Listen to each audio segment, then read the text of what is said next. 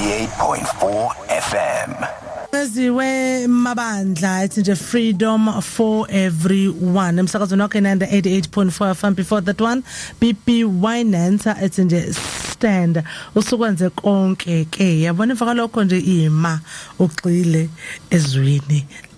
Amakhola yasho kanjalo. Isikhathi 12 minutes after 6 ebusuku sikubingelela sikwamukela ohlelweni nasilungiseni kumhla ka10 kuDisember 2023. Queen Rejoice, I'm your host kuze kushayekena u9 namhlanje ebusuku. Ukhona Thabo Sambothi inhlanhla ngwenya umzukwase sasendleleni eza nje ayike inezihambeli zethu ohlelweni sikhona namhlanje. Sibonge unqoba izitha abekade nawe kwe-exclusive sport hour from 5 up until 6 o'clock. Kuzophinde futhi abuye ngesonto elizayo ngasesikhathi sifanayo bebathi nje God willingly. Sizoqhubeka ke sithi nje uThabo ezobingelela asitshela i-breakdown noma lokho kwenzekile izolo edayikhona asikasiqhayise lapha kumaNgcobo Khoza ethi nje izizwe. Sikhona umsakazweni i-88.5 amaNgcobo Khoza izizwe 16 minutes after 6 o'clock isikhathi sisho kanjalo ke namhlanje ebusuku umsakazweni i-88.5 FM. Okay, Thabo Sambothi usazama ukuthi asiconnectise lapha na ku Facebook live. Indlela sokhona indlela osithola ngayo namhlanje uyona ke lapha ku asilungiseni on Facebook asilungiseni. Thabo Sambothi ungamlandela uQueen Rejoice, ungamlandela futhi as well on Facebook. Khona no WhatsApp, inamba ka WhatsApp okuyona ongakhona ukustanela kuyona ithi nje Thabo yang expose 068 76499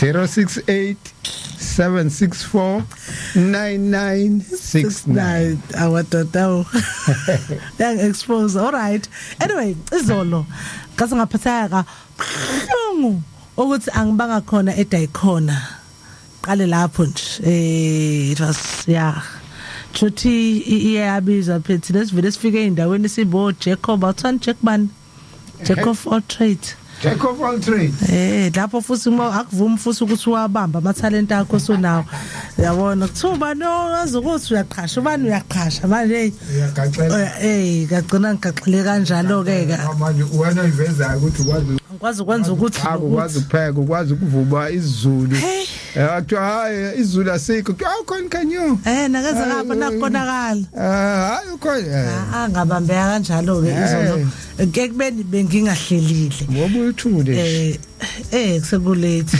akuvumi futhi anyway yes izolo edayikhona kuhlanganiwe ake ngibonga umdali kuqala right njengenjwayelo okwazile ukuthi asigcine sibe la namhlanje kumhla ka10 kuDisember 2023 siyabonga ukusigcina asivikele kuko konke kubi baningi abangavukanga namhlanje thina sivukile baningi elingashonanga futhi thina nanti liyashona sesicela kena futhi ukuthi asigcine nomlaleli olalela ekhaya naye usagcinekile siyabonga sonke umdali osasigcinile. Yes, izolo besishaya iseminar yokugcina umhlangano wokugcina wonyaka wamaRoma sesizoze sibonane ngonyaka ozayo umhlangano wokugcina wamaRoma ngisho ukuthi umhlangano wethu bekowugcina kulonyaka hayi phela kade sihlangene ngoNovember sahlangana ngoDisember bekowugcina ke phela vele unyaka uphelile December phela manje so ngeke sahlangana ngoDisember usho ngoba sibuka ikhalenda lamaRoma okay kuleli calendar lika Gregory so sesi sobuye sihlangane ngonyaka ozayo ke bayazi kabalaleli sisho khona la na seyinkundleni zokuxhumana sisho bekukuhle kakhulu izolo njengenjwali izolo beligcwele sithe ukunweba ke kulokho walala incane kulokho sathi ukunweba kulokho ukuthi asekulithi ukuthi xaxa hayi lagcwala nakulokho sicaba ukuthi nonyaka ozayo ke futhi ngoba sibonile naleli yagcwala sizophinda ngonyaka ozayo futhi sithi ukuthi xaxa kancane ukuze sibone ukuthi khamba kanjani. Sibonge ke kade bekhona ihambeli nezikhulumi kakhulukazi ekuyibona abebefikile bezothamela lapha ya amalunga amaningi ka asilungiseni abaningi basazi ke ku asilungiseni abanye bebehamba nabantu abathi cha laba sesibafakile ukuthi balalele asilungiseni awothawo abalalela abasha nami ngabazi abanye abafethu ke ngiyabazi ke sesiyazana ke vele ke njengomndeni ka asilungiseni ngabona nezinsizwa ngibone nensizwa awuvukana imthembu walapha eStenga ngamgcina mhlawumbe kuna 8 years ngamgcina how kanti lo ngibe ngikhuluma nawe ku Facebook ithi mina ayikwana amagama nje umuntu awusho yawo umuntu umazi kodwa angasho ukuthi uyena usuka le Stenga weza naye ube khona khona nensizwa yakamabe khona nezinsizwa hayi insizwa eyodwa abebesuka kamaphumulo nakulokho ababe khona Bekville ibikhona ayi bebe khona ngeke ngibala abantu bebe khona izolo eDakhona siyabonga kubona sibonge bekukhona uJason Williams esinye seyikhuluma Dr Isa Hlongwane nje esisebenza naye ke vele na kuyipost benimbonile abangamazi abantu ke mhlambe uye ke uJason Williams dabuka eUK le kwesika kwalo mama hayi akasekho Queen sekwesika King yade ngisho ngesu Queen akasekho kodwa akupheli ukuthi kwesika Queen hayi ukuthi basuke balandelana no Queen ko Queen emva ka Queen so sekujwayelekile ukuthi ka Queen Jason Williams hayi usinika impela hayi wasifundisa impela ngezempilo so enye insizwa futhi naye sisebenzisana nayo nje kakhulu kwawubani sibongiseni banjwa uke wabeka ke ngezama business ngamathuba amasha avelile ukhona naye usebenzela lapha ka best kubo ubani futhi omunye hayi bekuyilezi ikhuluma bese kuba yinami angibangeke ngisathole ithuba lokuthi sisongele yandaba yethu kaJesu ngishila ajayiso iqisonga ngonyaka kusuke kwakho kwakuningi kwasho ukuthi hayi faneke khave isikhathi cabanga ngobe sibuke khona baze bakhala ukuthi hawu sekufo njalo abanakile kahle lode hawu sekufo njalo uyabona ukuthi bekusengaqhubeka nje bekusemnandi ukuhlala ngoba izinto beyisaloku eziphumile so sibonge ke sithi kuzoba njalo rasalam ube khona naye sikhulumile ke okubalekile sike sakhuluma nalento leyo ukuthi yini la ngoba phela sikhuluma ngakho konke it's history health and wealth sikhuluma ngeimali ukuthi why lezinye izizwe ifike la iphumelele thina singakwazi ukuphumelela yini le ebanga lokho ngibekile ke nami ngendlela ebengibeka ngayo ukuthi wayibona babambisana kanjani ama-organization abile genge yako Somali nama-organization nama-Pakistan ngibeka le ndaba le engangayithi fahla la emsakazweni engithi you don't need money to make money abanye bangayi understand leyo nto ngangathola futhi nethuba lokuthi khuluma last time izolo ngalithola ukuthi no kwenzeka kanjani ukuthi ukwazi ukwenza imali ungenamali it's possible ngempela yabo so base angezi sesayisa wenza ngazi nokukhuluma ngeangle efanayo yini kodwa nje sengayengakwenza nje kuyenzeka so manje besi abantu bese phela abanye abantu abazi ukuthi kwenzeka kanjani yabo sikhuluma ngo consignment stock ukuthi kwenzeka kanjani but why laba abanye basishaye njengabo amaSomali namaPakistan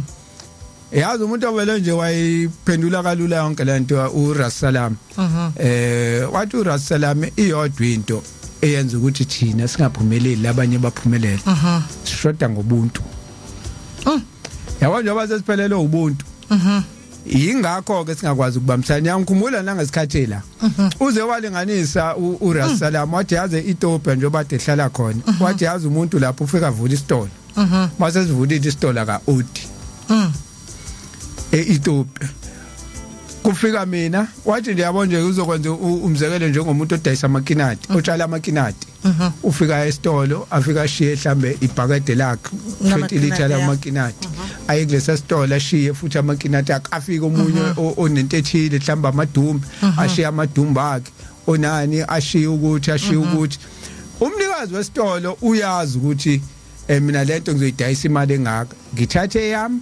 mayisebuya lo akusasa ezoreplenish istock ngimnikeza imali yakhe ngisale neyami ngiyayazi but thina ngeke sikwazi ukwenza lokho ayithi kubona ukuthi mawudayisa mhlawumbe unikeza umuntu uthi angidayisela into ethini kuyabe usuyofuna imali ayisaphelele usekubikela ukuthi yazi manje kusuka ingane esikoleni kodwa ngizoyikhokha le mali qale ke konakale lapho so asi understand lezi zinto zokusebenzisana thina umuntu uthi uyamzama kasebenzi eke futhi ngihambe ngiyobeka isitolo sakho ngamane ngivule sami noma ngakwazi ukurana isitolo mina ngikwazi ukutshala amakinada ngikwazi ukurana isitolo kodwa ngeke ngize ngithi ngiyobeka kwena manje lento ayishilo kuRasalam athi uRasalam yabo nje isonakele nje ekutheni sisahlulwa ubuntu siphelelo ubuntu kusafanele kufixwe leyo nto nje ngaboti wanemsebenzi but ushaye khona impela enxebeni ngoba manje ngampela umuntu wamnikeza into athi angidayise omunye afika udayise nami njoba ngidayisa nje hayi lethe ngizokudayisela into ethini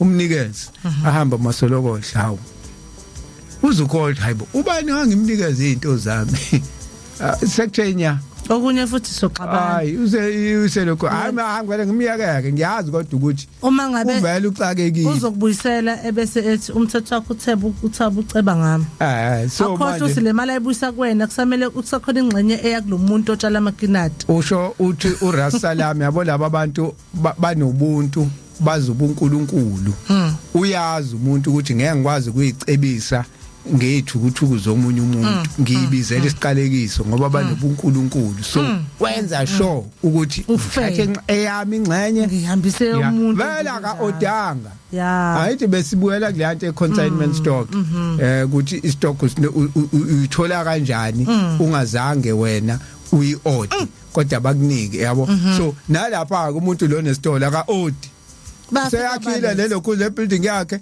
bafika laba baletha athatha ingxenye yakhe bathatha ingxenye yakhe done so ziningi but sengiyaveza nje ukuthi abantu bangacabanga ukuthi masilapha nje mhlambe ubone wena itopic eyathi Jesus kodwa sizokuvulela anosibongiseni umuntu akambanje wake na uchazile bekukhona nosomathenda wabatshela nama database abangakwazi ukuthi bangene kuona bangahambi beyifuna imisebenzi ifune bona yabo ikhona indlela ukuthi imisebenzi ifuna bajabula kabanye ngathi mina ngingasheshi ukujabula ngoba nithi ngenile lapha ngixake ke niphinde nibaleke ngoba manje lemisebenzi iyaqhamuka bese iba ngaphezulu kweni uthola uhlamba unamoto awunani uyaqhamuka umsebenzi manje awunawo amandla uthi awaze stand ula eThekwini uthi usathola osestanga qhamuka omunye ukukhombe eMaritzburg yawo lento idinga imoto so ngazama ukuthi sichaze lapho uthi no lento le ungezwe wena ucabanga ukuthi uzothi mawula inandi umsebenzi uzokukhomba la ePhoenix ukukhombe kaBest ukukhombe awuyikhetheli iyona eqhamukayo uyanikwa hayi ukuthi uyathendarisha kula ngalendlela besibabekela ngayo uyanikeza umsebenzi wena wenza into ethile uyibeke lapho kanjani kwenze kanjani but asikho ke lapho ke namhlanje akuchazela abalaleli ukuthi skip namhlanje sikhona emsakazweni nanda 8.5 FM abalaleli sebe comment singakaqali yeah alright ke siphethe noma ihambeli zethu sinabo baba babili in studio kunobaba uKhumalo kunobaba uHadebe uMpumelelo okay kunompumelelo Khumalo umntunga kunokhulekani Hadebe engaphuphungana yes baphuma iBandla angani kodwa AmaNazaretha aseqedeleni aseKuphumuleni AmaNazaretha aseKuphumuleni AmaNazaretha aseKuphumuleni ngicela ukulekelela ngoba ngizosuke ngifake nongihlaphe nongangeni kodwa AmaNazaretha aseKuphumuleni ngizokulekelela ngeintro angisho ukuthi nami khona engikwazi nami siyafana kodwa ke AmaNazaretha aseKuphumuleni a based ngala eMpumelelo emaqonqo hayi Pumelelo Maritzburg Pempini engizwe engawuthi iPempini konesemaqonqo okay aqhama ngala emaqonqo iBandla leli elasungulwa ubaba uShelembe abafethu ke laba bakhona nabo njoba usuzwile ukuthi ubaba uKhumalo nobaba uHadebe bakhona kuleli bandla njengoba usufundile lapho ukuthi sekhona abantu asebeqale ukuphawula bengivele ngikulindele lokho ngenze ngamabomu lo bengitsheje ifaka ipost ngihlushwe inetwork mina benza kancane namhlanje andibuphuzile ukufika kumina inetwork so yangena lethi post bengifisa ingene early kunalokho engene khona ngoba ngoba izolokhuza bengifuna inyakazisi bengifuna ba comment njoba ke usuzwile ukuthi kunamaNazaretha aseKuphumuleni vele khona ke lamaNazaretha amaNazaretha haya abantu nje abazoqala ba comment ngento abangayazi umfowethu Khumalo ke sazana kudala ngakho kulokhuza ngokwenkolo kodwa hayi ukuhlala kanje so nami ngike ngaphawula ngeBandla laseKuphumuleni ngiphawula futhi ezinye izinto negative uyazi uKhumalo ngokungazi sike saba yinkabi zenkolo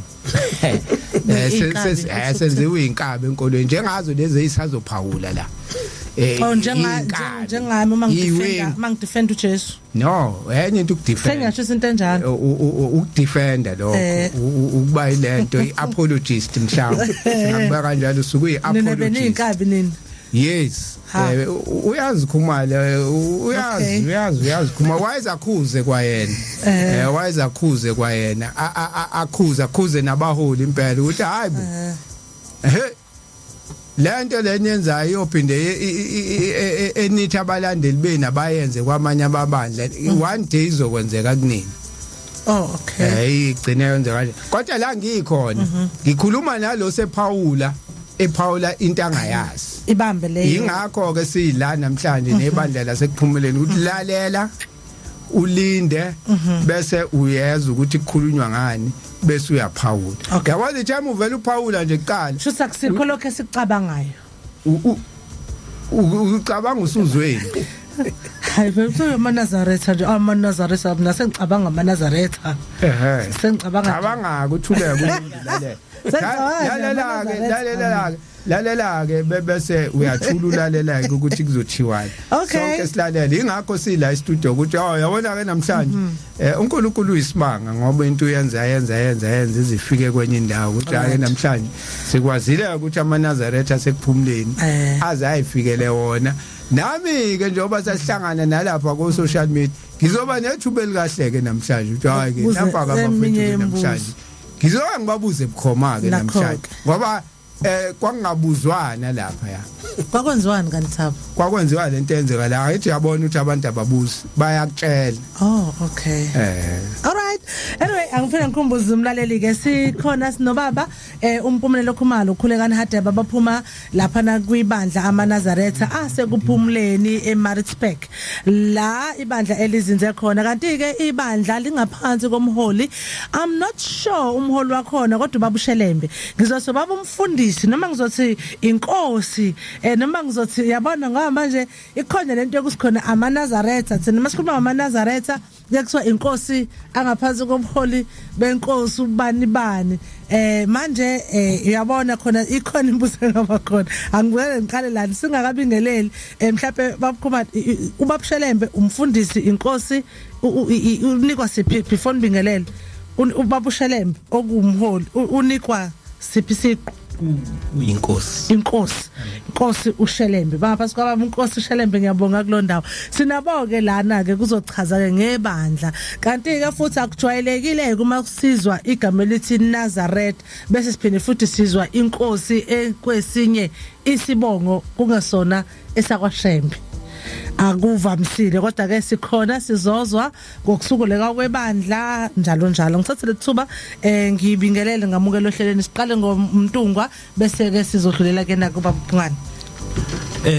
sibingelele kubo bonke nje abalaleli bomsakazo omkhulukazi iNanda FM uMpumelelo lo kaKhumalo ngokudabuka ngikandengezi kepha njoba silapha sithunywe iNkosi inkulu yaseKuphumuleni iNkosi ilizwi lamazwi iNkosi ulizwi Shelembe oyindodana umprofeti uBL Shelembe okuyena namhlanje esizokhuluma indaba yakhe Okay. Oh, okay. Baba Phungani. Ngiyabingelela kubalaleli bonke beNanda FM nomphakathi nje wonke waseNanda kanye nezwe lonke esiphila kulo. Ngiphinde ngibingelele abaphathi bohlelo ngokukhethekile. Yebo. Mina ke igama lami nguKhulekani Hadebe. Nami futhi ngokudabuka ngidabuka kandengezi. uMpumelelo lo engihamba kanye naye umfowethu umzala wami. Sizokhuluma ke indaba yaseKuphumuleni. Esijutshwe iNkosi yaseKuphumuleni. Ekhona njengamanje esihlalweni. Ubaba ulizwi leNkosi. Sizokhuluma ke ngeNkosi endala ngolwimi olujwayelekile lwesintu. Umprofeti. Ngokusho nje ngokungananazi ukuthi umprofeti. Yebo. Ubaba uBL Shelembe. Usandulela kwelamathonga. Okay. Kumbe usandulela la uNkulunkulu ayekade emsuse khona. Okay. Yamdamane emsusa esimthumezweni lasemhlabeni. Sizokhuluma ke indaba yakhe noma sizofakaza indaba yaloyo umprofeti. Okay. Owafika ezweni lasemhlabeni saba nenhlanhla yokumbona. Oh, okay. Ngesikhathi ebingelela obaba Khumalo kunomunye umqondo engibe nawo wangena ubaba uHadebe. Ngathi uyaconfirmeka lo mqondo. Ubaba iNkosi uShelembe khona manje esihlalweni uyindodana kaMprofeti uBL Shelembe ongasekho. Okuthi uma ngabe seyichaza lapho ubaba Hadebe uyasho ukuthi wayejutshiwe naye ebekiwe umprofeti emhlabeni ukube ezokwenza umsebenzi. Then ubaba okhona manje iNkosi ekhona manje ithathe izicathulweni zayo. Amen. Yabo ihamba kanjalo. Injalo impela. Mhlambe nje ngalokho ngishona le nale lamaNazaretha thina esiwazi amanAzaretha sazi kuthiwa akashembe.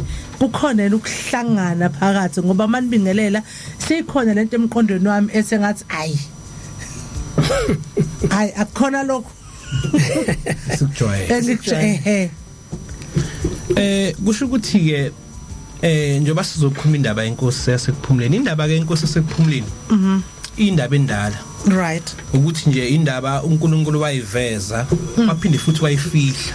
Okay. Kubantu abaningi. Abanye abantu bake bezwa ngayo ukuthi ekuphakameni kwakwafika umuntu owayithunywa uNkulunkulu owakuthiwa uShelembe. Kodwa kutheka ekuphakameni.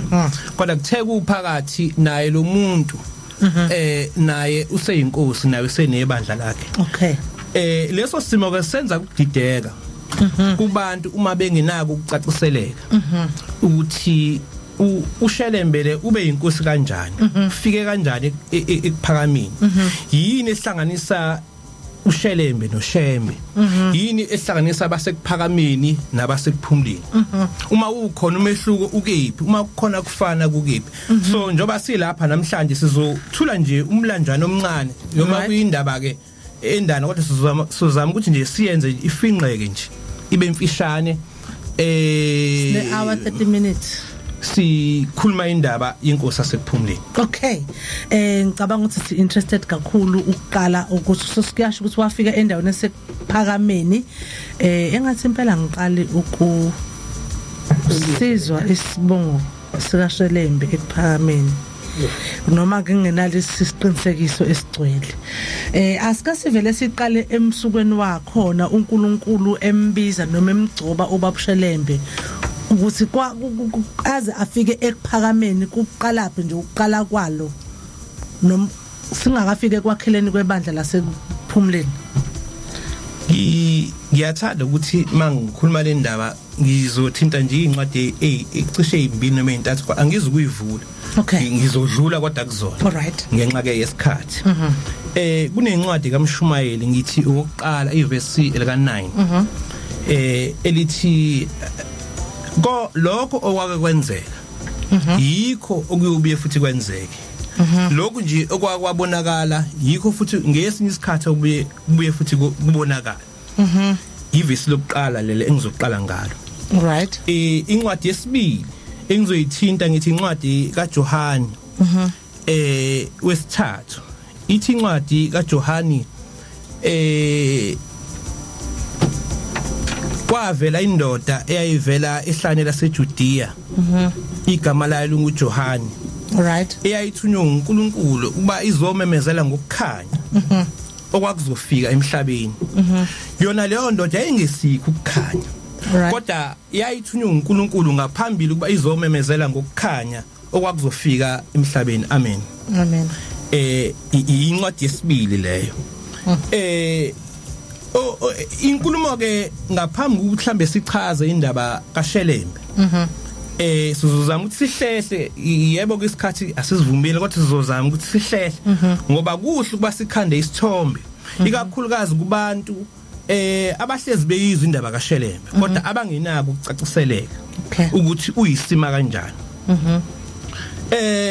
Khona incwadi la engiyiphethe incwadi ke cishe ejwayelekile emphakathini wamaNazaretha ethiwa indaba kaIsaiah Shembe umqulu wokuqala ehlelwe uIvan Hexem noGC Osthazy yayisike ihumushwa ezulwini uadvocate uMnyando. Kule ncwadi kunezindaba ezimbili ezivelayo ngaphambi kuba ngikhuluma indaba iNkosi aseKuphumuleni. Njengoba ngiye ngachaza ukuthi ngaphambi kuba kufika iNkosi uJesu kodwa kwaqala kwavela uJohani wazobikezela ukuthi kukhona umuntu othunywa uNkulunkulu ozofika. Akuvamile ukuthi uNkulunkulu mayezothuma umuntu emhlabeni angabi khona ummemezeli.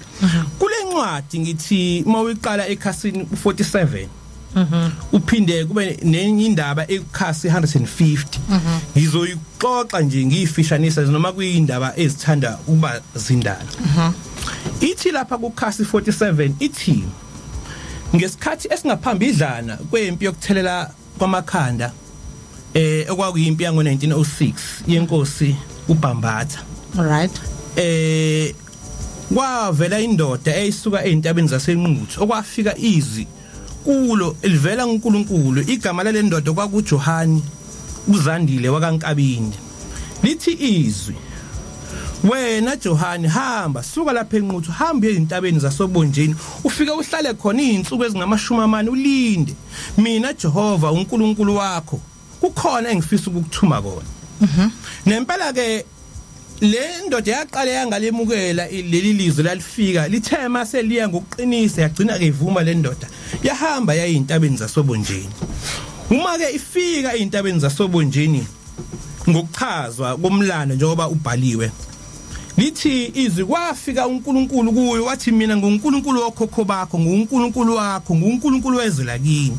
Lalela ke ngiyakuthuma manje kodwa ngikuthume endaweni ezimbili noma amadolobheni amabili. Alright. Elokuqala uzohamba uye endaweni yaseMaritzburg. Alright. Ufike utshela abantu baseMaritzburg noma umphakathi waseMaritzburg uthi kuza ukukhanya emhlabeni. Okay. Uthi utshela abantu basemgungundlovu ukuthi kuza umuntu. Lo muntu umuntu nje ofana nabo bonke abantu kodwa ngaphakathi kwakhe uNkulunkulu. Utshela abantu ukuthi kuza umuzi ozofika wehlele emhlabeni. Uma usuwehlile lo muzi emhlabeni uyilona uyiJerusalem elisha. Lo muntu ozofika uyofika angene kulo muzi ahlale nabantu abambethe ingubo ezimhlophe ahlale nabantu abaphethe idwaba namabhishu. Sonke isililo esikhona ezweni lakithi esasikhona ngaleso sikhathi esibhekene nomuntu omnyama nangu umuntu ovela uNkulunkulu ozo sixazulule leso simo. Okay. Ithi ke inkulumo mawusuka emgungundlovu phinde udlule uye eThekwini nakhona eThekwini ufuna ukukhuluma okufanayo uthi kunomuzi ozofika kunomuntu ozofika. Angazi noma uJohani lo umntaka kaNkabinde lamazwi ayifika kuyena vela uNkulunkulu wayenako yini ukuqonda okuphelele ngawo. Lokho ngikushiswa ukuthi wake wavela uJohani njengoba ngeke ngachaza umntaka Zakhariya.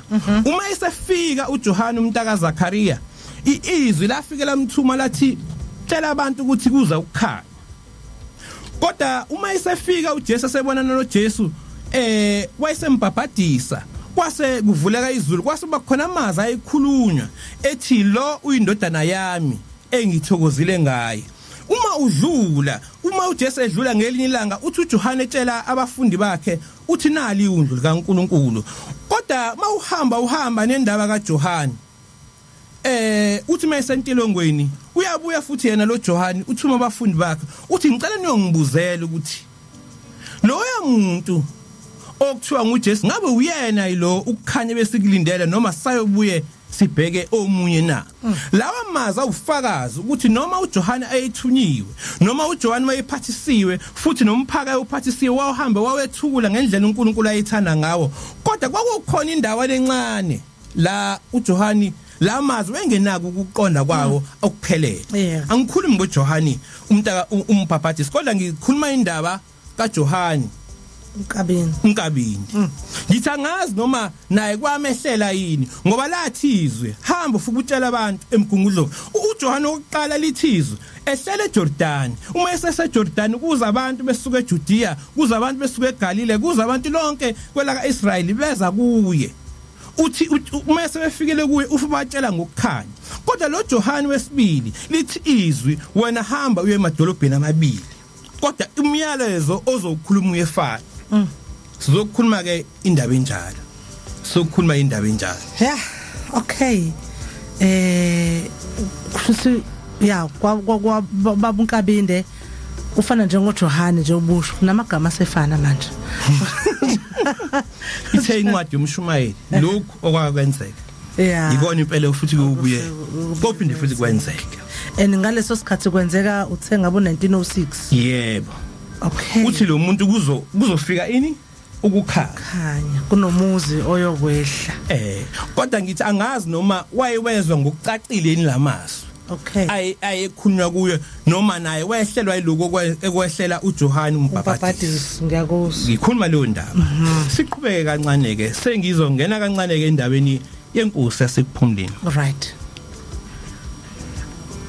Ngawo umnyaka oqala nje 1910 kwaba khona inkanyezi yabonakala.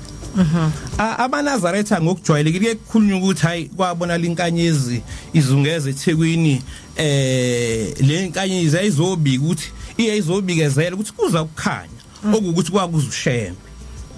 Ngokwenkolo noma kweimfundiso ezijwayelekile eManazarethini. Baze badlule bathi ayigcinanga eThekwini kodwa yahamba yazoqhatheka khona la emagqumeni asohlanga emzini waseKuphakameni. Lo kuyimfundiso yaseKuphakameni noma kuyimfundiso yamaNazaretha aseKuphakameni. Right. Asikhulumike lokho sesikhuluma indaba yeNkosi yaseKuphumuleni. Ithi iNkosi yaseKuphumuleni unyaka kwafika ngayo inkanyezi. Ngo1910. Sekusheke iNkosi umprofeti uBielshelembe. Yiunyaka engafika ngawe lapha emhlabeni. Okay. Kwakunomuntu igama lakhe kwakuLesheni. Right. uLesheni wakungaShelembe. uLesheni ke uyena ubaba umprofeti uBielshelembe. Okay. Ngaleso sikhathi lo muntu wayehamba enqamula njengo kulotshwa kule ncwadi le yezenzo ka9 ukuthi khona indoda yakasuka ibheke eDamasiko. Ithema isendleleni ibheke eDamasiko kwase kuba khona ukukhanya. Kwase kwakhona into eyishayayo yawa le ndoda. Ithe isathukile ukuthi iyini lento engishayayo. Lase lithi izwi imina uJesu. Amen. Ngokujwayelekile amazwi ajwayelekile. Ngithi ke wakunendoda wakuthukulesheni. Le ndoda yayicisha ifane nalo muntu esifunda ngayo lapha encwadini yezenzo 9. Ngithi yayifana ngoba nayo yayinenhliziyo efana naye. Ngoba uSawuli uhamba nje ngalendlela ayihamba ngayo wayezingela amakholwa umuntu wayenomoya wangobathandi abalandeli bakaJesu. Right. Nale ndoda ke engikhuluma ngayo uLesheni yayinjalo yakhuluma nje insizwa yebhinqa ingakholwe ndawo umuntu oyekholiwe kuwe kwakugogo ekholiwe kwakugogo wakhe. Kodwa yena wayeyinsizwa nje ehamba imsindo ihamba imidlalo nezinto ezinjalo kodwa inomoya ongabathanda abalandeli kaJesu ingabathanda abantu abakhula. In fact bathi abaziyo yayithi noma ikhuluma ithi yini indaba yokukholwa umuntu nje oyikholwa noma insizwe ekholwayo indoda nje esikuyigwala esabe ukuphathwa indoda nje ngiyihalela noma ilanga elilodwa nje ngike ngishaye ngiyikhiphe lo Jesu kwakumuntu onjalo samsana kahle kakhulu Linsizwa ke engikhuluma ngayo ke kwathi ngelinye ilanga ke ihamba ke ngoba abantu baka Shelembe babevele bakhele emaplazini kodwa azungeze umgungundlovu imvama abantu abahlala nje emaplazini eindaweni ezinjalo iyahamba ke linsizwa iphikelele lapha yayiphikelele khona ihamba nezinye insizwa kokubhekwe emsindweni yathi mayihamba lensizwa kwabonala kunokukhanya endleleni yayo ayihamba base beyama bonke abantu uthe mabebona lokukhanya kwase kwehla into eyehla phezulu yafika ishaya lensizwa yawa phansi uma iwa lensizwa iwa phansi bephuthuma abanye bathi bombheka bamfica umzimba wakhe uhlukene kabili omunye engathi ubuzile ngapha omunye kumzimba wakhe ojwayelekile ethuli abangazi noma ufile noma unjani bamnyakazisa bathi lesheni mfowethu vuka uma evuka wavuka wathi sekufike izwi kimi lithi muphu gogo angihambe ngiyokholwa kwaba ukuphenduka kwale insizwa enguleshini uthi ke uShelembe umoya wami ke wafika ngalelo langa lo muntu ehlelwa yilento lento ayimehlela kwakuyinkanyezi le ekulotshwe ngayo kuthiwa yafika ngeminyaka yo1910 yathi uma ibheke ngapha eThekwini uthi uShelembe ngase ngiyehla ngahlela kulensizwa le kuthule Shelembe ngafika ngena kuyo isimanga ke mayisivukile lensizwa yavuka isinomoya wokuprofeta kwathuka wonke umuntu ngoba bemazi ukuthi amakhola awathandi noJesu akamthandi namabandla abantu abakhula akabathandi kodwa uma esehla eseshawa yilombani uma esevuka wavuka esomoya esonomoya wokuprofeta iyona ke indaba esikhuluma ukuthi uShelembe ke ukuqala kwakhe ukufika emhlabeni kwafika ngalelo langa lenkanyezi yadlule emgungundlovu yaze yabonakala lapha eThekwini okuthe ngoMarch u1910 noShembe wafika ithe indaba kaJohani uma ethunywa ezintabeni zasebonjeni hamba Johani utshela abantu ukuthi kuzofika ukukhanya emgungundlovu udlule utshela abantu ukuthi kuzofika ukukhanya eThekwini okay inkanyezi eyodwa le endaweni ezimbili kanjalo sisho njalo okay kahle lenkanyezi yayikade iqala la ukubonakala mayiqala ukubonakala yaqala yabonakala eTransvaal alright eTransvaal eyimayini kwakukhona abantu ababe ngabantwana babantu ababehlushwe ngo1906 ngempi yokuthelwa amakhanda ngoba ngaleso sikhathi abantu babethathwa la kuthiwa abahambe bosebenza eyimayini angizokuyikhuluma ke indaba yeNkosi uBambatha neNkosi yakashizi kodwa ngizama ukukhuluma indaba yeNkosi aseKuphumuleni alright okay ya siyaluza udaba okusho khona ukuthi ubaba uBL mhlawumbe ubaba uBL Shelembe masikubuya ngalokhu biological siyazi ukuthi uma ekhuluma usiwafika ngaleso sikhathi ubaba uLashane eshawa inkanyezi ngalesikhathi kwenzeka kodwa ngokuzalana kulesheni ubaba kaBaba uBL yeah okay ihamba indaba ke nangu siyakholwa ke manje baba uLashane uyaqhubeka uyaphila ke nakho sekufika emhlabeni kuBaba uBL ngicela ningithathe lapho ke manje waganwa ke ubaba uLashane waganwa intombi yakaBhingu igama layo uAmaliya Bhingu ivela endaweni yaSondini waseke eyamzala lo mntwana uma esemzalile wayesemqamba igama wathi ubheka induna Lotha Shelembe okay uyena ke sokukhuluma ke indaba yakhe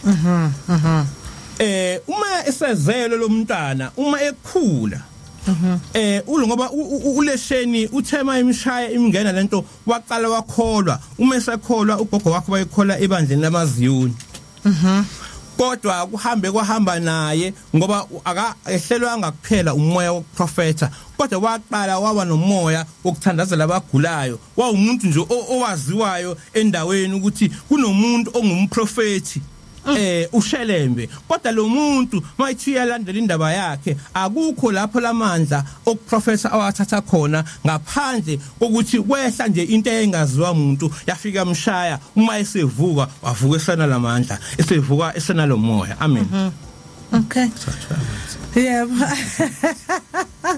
oh hey kusiyami 5 minutes amanzi ingabe sizokhona nokwathola kona usawangena ngaphandle kadunhlanhla kodwa ke isikhathi samanje 5 to 7 o'clock isikhathi sesho kanjalo umlaleli sinamaNazaretha aseKuphumuleni in studio kunobaba Khumalo kunobaba uHadebe in studio sikhuluma ke indaba kaBaba kakhulu uBL Shelembe kodwa ke njengamanje bashilo kususe emathongweni kuke njengamanje khona iNkosi uLizwi Shelembe okhona baba Hadebe mhlawumbe ungakhona ukusiqhubekele nodaba uThabo ngicela ungisezele ubaba Khumalo noNhlanhla kusele nje kodwa nje 4 minutes kodwa ke isikhathi sethu ukuze singagcini sesidleka baba Hadebe ungakwazi ususiqhubekela naludaba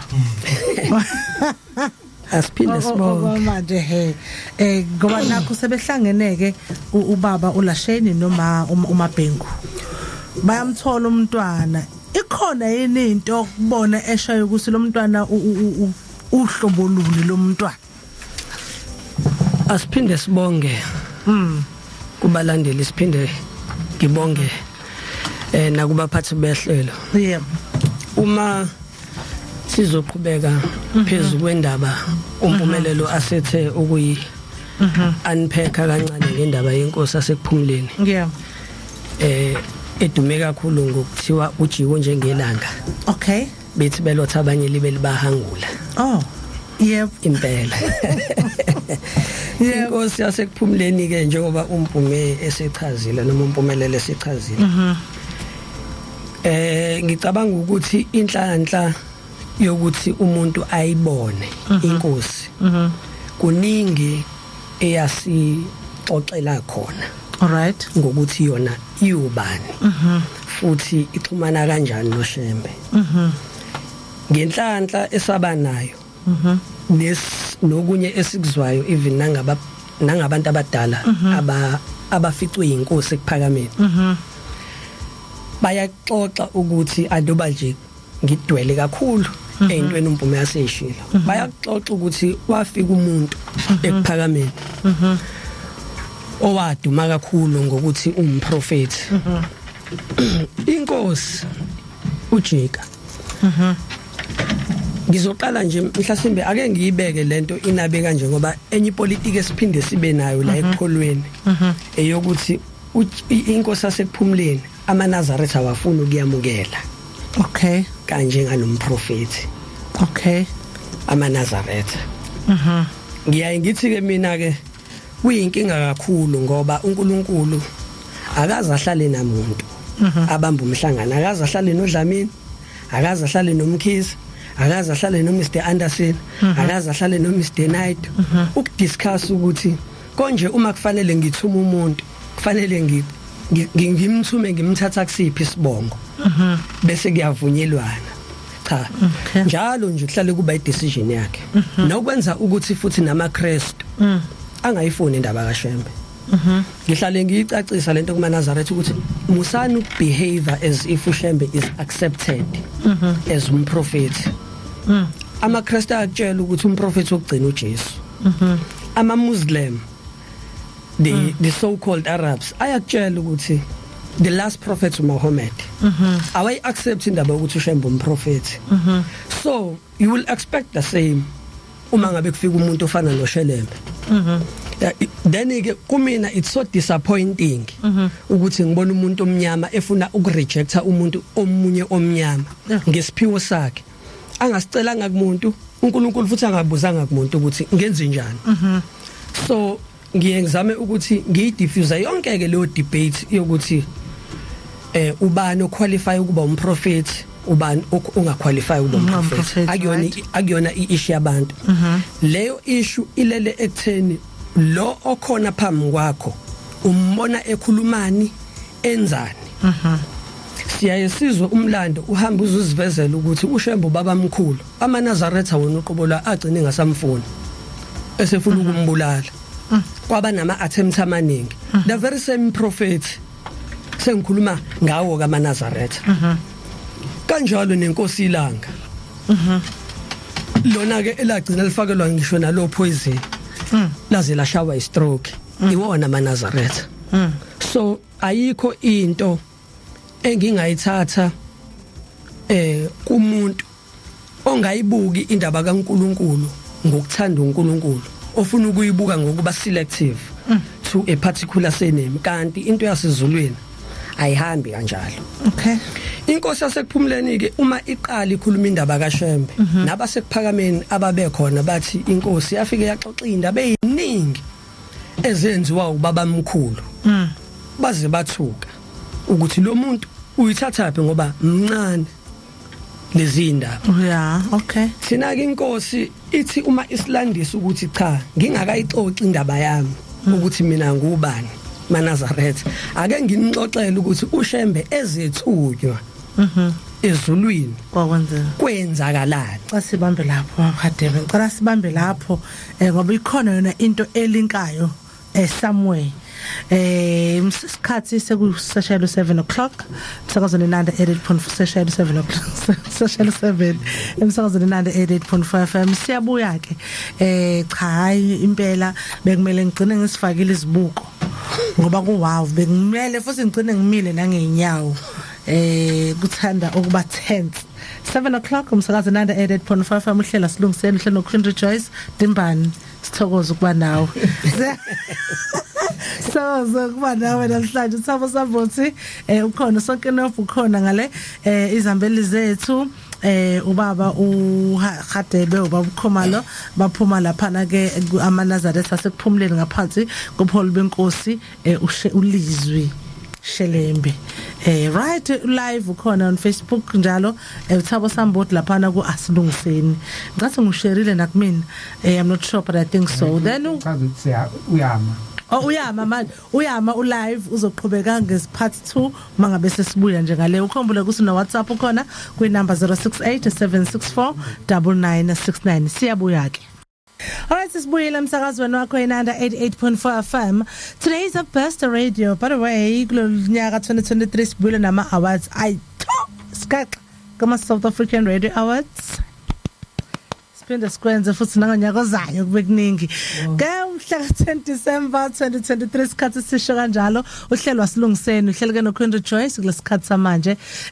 Sikhumbule ukuthi ke khona izambeli zethu before siqhubeke nodaba sifisa ukulizwa kahle likaBaba uShelembe engicabanga ukuthi nje bayazama ukubreak down baba uMntunga noHadebe ngiyalisabalela abelandelayo ukuthi mhlambe nje engathi seveli benqu well before siqhubeke nalokho baba undaba enhle Dimbani sawubona ngibingelela abaleli beNanda FM simbonga umdali wezulu nomhlaba siphe kusithanda kusithemba ungaqolodi sime phezulu ngamaqoma sizenza abantu abazikakhulu kepha sinikeza intobeko nokuzehlisa sicubungule sibuyele iqiniso nokuzosithola iqiniso silibuyisele kubantu loso isizwe sikamdali sobe siyakwazi ukuthi silisebenzisele iqiniso ukuzosibuyela isimweni nje umdali ayelidalile hayi nje basebeyilwane abazenza zona siyabonga baba undabele bawazi ngoba Shelembe yebo bengazi bengazi yebo yeah abantu bengingathini umuntu engangazi ngawunhlanzi ngangiqala ukuzwa ngaye sasinaye the other week ngangiqala ukuzwa ngaye ngangiqala futhi ukumbona but njengomuntu osePine Town ngiqale ukwazi ngoyear 2000 ngobaba uShelembe umprofeti uShelembe yes and kumina ababekhuluma nami uyakhumbula khona just ukuthi it was 95 when I started TV and radio abam introduceanga njengomuntu washeba bam introducer njengomprofeti. Okay. Yeah. All right. Yeah, ngaleso sikhathi ngangisacubungula ubuprofeti bukaMqalo wendlela. Njengoba ever since I've always thought of him as a prophet more than anything. Okay. If you follow izinto ezenziwa uMqalo wendlela, they were quite prophetic. I-control yakhe lo kuthiwa i-eco spiritual environment ukwazi ukuxosha inyoka eqhumeni zibaleke. Ukwazi ukumisa ulwandle akona mahe izinto ezabonwa za witness wabantu. Episode yenja was a defining moment. Wakwazi ukubona nje siqhitshile. Then I started to see a lot of prophetic things. Ingozi engangiyibona we could rejoice. Inje uma uzothatha umlumbi nanithi abelungu nini umlungu it means God. Umlumbi laba bamondle bekhanyela. Right. Uma uthatha abelumbi ibona ama authors of religion. Okay. Tina, we are the authors of spirituality. So we operate in a different perspective. Uthina umprofeti umuntu ofika nezambulo kuthina. Ebalekani emaqhumeni niyohlala khona emahlathini nqashe ngoba kunemvula enkulu ezobulala inkomo zecwilise yabo. Sikhule kanjalo besingababiziwe ngabaprofeti sasibiza ngezanosi.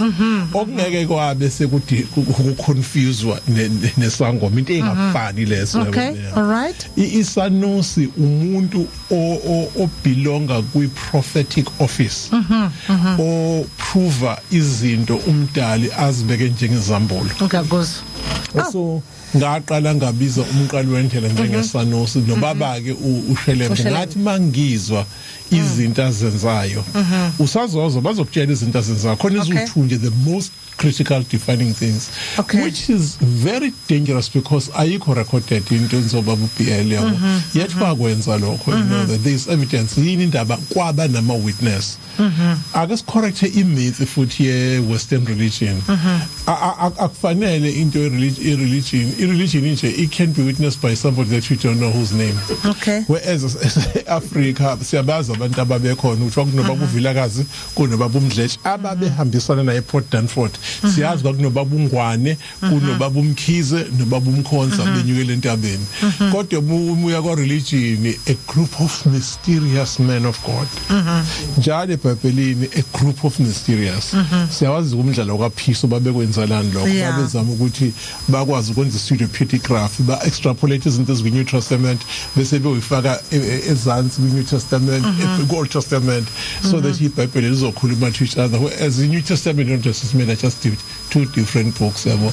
Le enye ebhalwa iPeace of Family lokho kunye collection of history data and documentation. So sibe careful ukuthi njalo masikhuluma ngabaHoli bethu benkolo namakhosi singathathi kingship ne chieftainship si attribute kuba uShelembe was the chief. Chief wawubekwa Kornoff. Also chief one. Chief no. Okay. But ubukhosi mhlawumbe before ngiqede ukhona singabambezela isikhathi umuthatha ubukhosi igama iNkosi liqhamuka from ibizo ukukhosela. Yeah, two things can happen. Ungasikhoselisa ebuholini bendawo which is political. Sure. But umusikhosesa ngaphansi kobukhosi bukaMdali ke kuthiwa yini kuseyinkosi nale. Kuseyinkosi. Yeah. So ke samukela sinanazele ileadership yakho ngoba wena osisa ekukhanyeni. That's why kuba khona ikuthiwa leli bandla lasekhanyeni elasekuphakameni yabo. Abantu ababe appreciate ukuholelwa ekutheni baphula ukuceba ubhene bomnyameni bafike ekuphakameni bafike ekukhanyeni bafike ebuhleni bukaMdala. Ngibe lapho. Siyabonga. Mlaleli wami kukhona okhala ngento ethize emlimaza amadlebe. I'm not sure ngoba mina kuhamba kahle ngakumina. Is that the the hash sound? Okay, ngaqala lapho seku right, so ke saqolisa kuloko. All right, ke thank you so much Dimbane, thank you so much Babundabenhle. Wow. All right. Ngizosho njalo ulokho enanela ngapha ubaba Hadebe kona uthi makhekhe off kade ngiyamuzwa elokho enanela asike siqhubekeni ke ngikuvalephu ngane Akase no Hadebe ubungani into eyodwa uHadebe kuyafa Akusechaze kahle lento ukuthi abelungu kuningi abasiphambanisele kona right sagcina sikholelwa ukuthi okwabo ekona correct okay yeah ngiyabonga kakhulu Mama Richard right ngingakaqhubeki nje kakhulu right ngemvume yakho futhi njengomphathi wohlelo right ngisacela ukueda kancane enkulumweni kaDimbane 2 minutes ngifuna ukufakazela i-demonstration yeNkosi aseKuphumuleni right ngenhlanhla 2 of us sila iNkosi aseKuphumuleni siyazi uma ngaphosisi was 1993 94 mid 90s ya uma ifika mina ke bengayini umuntu ngisho oya enkonzweni yabo kodwa kufika isikhathi la iNkosi imifika ekhaya right imifika ekhaya lethi inkonzo lo ubenenwele ezimhlophe kuMpumelelo okay la ekhanda all right ufuzo okay sihlale simhleka ke usingane simgcola iNkosi uma ifika ekhaya ithi icela ukwashelwa imoto yayo uma icela ukwashelwa imoto yayo bese ithi angazi kulo eyayimchazela ukuthi iyachaza kanjani ukuthi kodwa umuntu okufuneka ayiclean ngaphakathi yilo munye umfana okwabe ithi okwaba ukuthi kukhonjwa mina ukuthi imoto uma isefika umama macele ukuthi iNkosi icela lokho ngempela ke sangazi ukuthi ke konke lokho kusho ukuthini bayiwasha ke sasibathathu kuyimina ugcina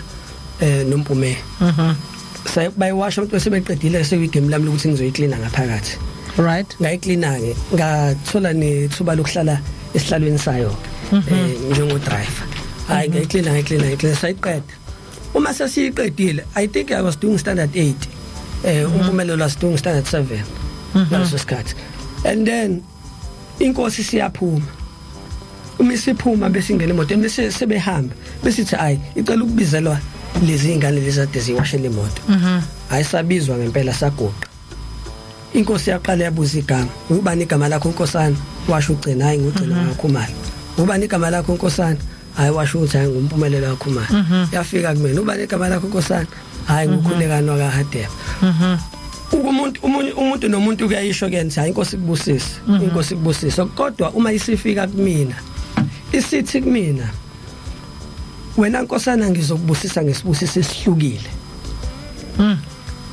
ngathula ngalalela isithi uma ngingakubusisa inwele zakho zifane nezami ungajabula yini ngase ngithi mina hayi uma kuyisibusiso sivela eNkosini why not ayisithi iNkosi kusukela namhlanje ke ngikubusisa ngalezi inwele enginazo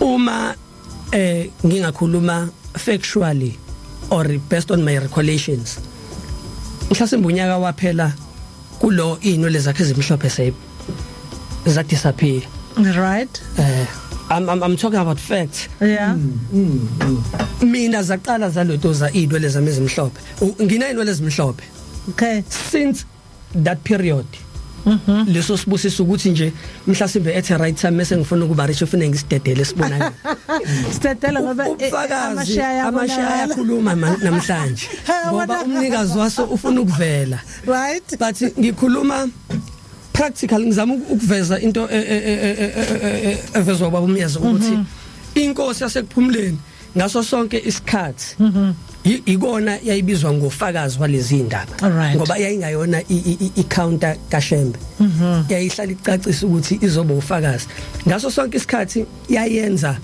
yayikhuluma into bese demonstrate ukutshengisa ukuthi ngempela lento yayenziwa uShembe nami ngiyayenza hayi ngoba ngiyenza ngoba ngikhompyutha noShembe but ngifuna ukunifakazela ukuthi lento uShembe ayenza ikhona ngempela ivele ezulwini ngempela iyona akadlali ngani akaniqambela manga unisa la ethi unisa khona ngempela okay uma ningamlalelanga yena ninalo ke ithuba lokuthi nilalele mina okay ngoba sengifikile ngizoyifakazela ngempela ngiyabonga ukuyilotuza kuleyo ndawo ngibuyele ke back kule esishiye sicacisa ukuze noMpumelelo aphinda aqhubeke. All right. Bengisazama ukuchaza ukuthi iNkosi isinikeze ithuba lokuthi isixoxele ukuthi uMnazaretha Yes. buka Shelembe ngoba uMnazaretha enye into amanazareta mhlasimba ngayi understand, it's a way of life. Yep. Indlela yokuphila uNkulunkulu ayemisile. Abantu babephila kahle uMnazaretha buka Shelembe bungakafika emhlabeni. uNkulunkulu bengenayo ingxabano noNkulunkulu. Ithi iNkosi ngelinye ilanga ezulwini kwathi kuhlelwe. Kwase kuzwakala umsindo uxokozela ngaphandle. Uma kubuzwa ukuthi obani labantu ababangumsindo na, kwatholakala ukuthi amakhosi akaZulu, amadlozi akaZulu. Abantu abamnyama kumbe angithi abantu abamnyama babebanga beshaya itoyito kuhle kwabantu abashaya itoyitoyi. Kwase kuthiwa akeke ukulalela ukuthi beze ngani. Uma sebebizwa basebengena ngaphakathi basebelichaza udaba ukuthi cha ngeke Nkosi sesikhathele isimo sabantwana bethu emhlabeni siyonakala. Ungesithumelele yini umuntu, ungesikhumbule yini nathi bese usithumelela umuntu oyobuyisela abantwana bethu endleleni. Right. Ngoba sekuyonakala. Okay. Ithi iNkosi ngaleso sikhathi uNkulunkulu wayebesebabiza abangcwele bakhe. Wayesebabiza abangcwele bakhe. Kusho umprofeti noma ngabe wawuhlele elangeni wababiza ngaleso sikhathi. Okay. Wangena umhlangano ukuzodiscussa imatter specifically yabantwana bakhe ezweni labakhala ngabe ezweni. Okay. Isithi iNkosi ngoba ngisho iNkosi ilanga ayixoxanga lezi indaba ukuthi uMnazaretha uShembe wabuletha kanjani. Nomqalo wendlela futhi akazange akuxoxe ukuthi uMnazaretha uze kufike yena nje bufika kanjani. Okay. Kodwa iNkosi ithi mifika ixoxa ilanda izulwini la iqala khona nokufika kwabo ukuthi sebefika sebezokwenzana. Isithi iNkosi abaprofeti benqaba wonke umuntu washaya amakhala wathi hayi ngeke yena is not ready ukuthi emhlabeni ukuzolungisa le ndaba. Ngisho iNkosi uJesu ngaleso sikhathi yanqaba yathi yona ke futhi isanda kubuya. Ngakho akucela ukuhambe omunye umuntu. Umqalo wendlela kuyena ekuthiwa wavuma ngaleso sikhathi. Okay. Ukuthi cha mina Nkosi ngikhona ngisawulungela umhlangano osezulwini lo. Umhlangano okhulunywa iNkosi othi wawusezulwini. Okay. Ithi iNkosi uma ngabe uShembe uNkulunkulu esevolunteer wayeseyayibiza nayo. Wayesethi Shelembe sondela mntanami ngoba siyofika isikhathi la engiyofuna khona ukuthi uyoyifakaza indaba kaShembe. Okay. Uzokuzwa konke engizomtshela khona uShembe. Uzungakukhohlwa nangengozi. UMnazaretha bonke uShembe sengiyamphathisa. Angeke kusafana namakhosi asendulo la okwakuthengwa khona ngishisa abatha abantu mabeliphulile. Ngelinye ilanga abantu bagunde ngendlela ababefisa ukuthi bagunde ngayo. Cha uShembe wayesemphathisa konke. Ithi iNkosi ngaleso sikhathi uNkulunkulu wathi ngamhla sengithuma wena indlebe yakho uyokwehla ingekho kolunye uhlangothi ngoba iyobihleli la isandleni sami. Zonke indaba ezobe ikhulunywa la ezulwini wena ngeke ngifune ukuthi ufane nabanye abaprofeti ngikubize ulokho uzala ziyothi mayikhulunywa uzizwe same time emhlabeni. Yebo zaba khona igigaba la iNkosi ithi khona izolo ngithe ngilele uNkulunkulu wayeseyangibiza. All right. Kodwa isikhathi esiningi iNkosi yayikhuluma live kanje ukuthi uNkulunkulu usethi noma uShembe usethi. Ngisho ukuthi ke iNkosi ithe misifika ngempela emhlabeni yafika lolo phawu lukhona lokuthi indlebe olunelo ezinye zendlela njengoba washaya kuhlangothi kwakubabwayo loyo. Kwababa okay. Yona yafika emhlabeni indlebe yayo ingekho at all. Sikhuluma ngobaba uBL Shelembe umprofeti. Yo okay. iNkosi uma ngabe iqhubeka ixoxa indaba yayo ithi ngisaseswini sikamame ngineyinsuku ezintathu uma ngikhumbula kahle noma ithi inamahora amathathu.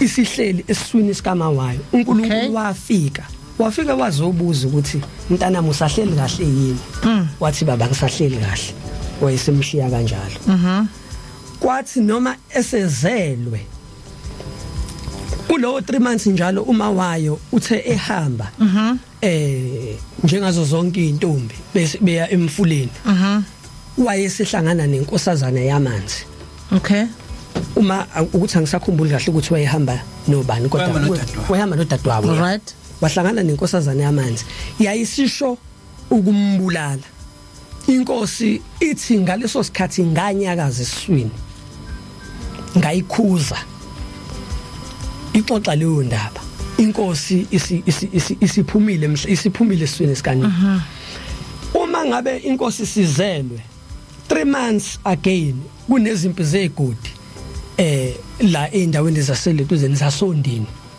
ithi iNkosi babeke bafike bengishiye bengisongile bengifihlile ngoba benzela ukuthi benovalo benzela ukuthi impi ingasi-affect babe ngifica ingubo abangiboze ngayo sengiyipheqile ngiphakamisa izandla uthi ukuze kube ubufakazi bokuthi mina ngempela ngithunyiwe babethi uma ngifika bethi befika bengifike ngiphakamisa izandla kanje ngangisuke ngikhuza impi uthi lezo zimpi zegodi zaphela ngaleso sikhathi ayiphindanga zaba khona ukukhuluma sakangene lapho uzazi ama isizwe ngicela sondelela baba mntabadla okay uyazi Kundi Joyce umulandela ihistory kaJesu right le ama biblical authors the so-called 40 mysterious men they conveniently omitted the impilo kaJesu between the age of 5 up to the age of 30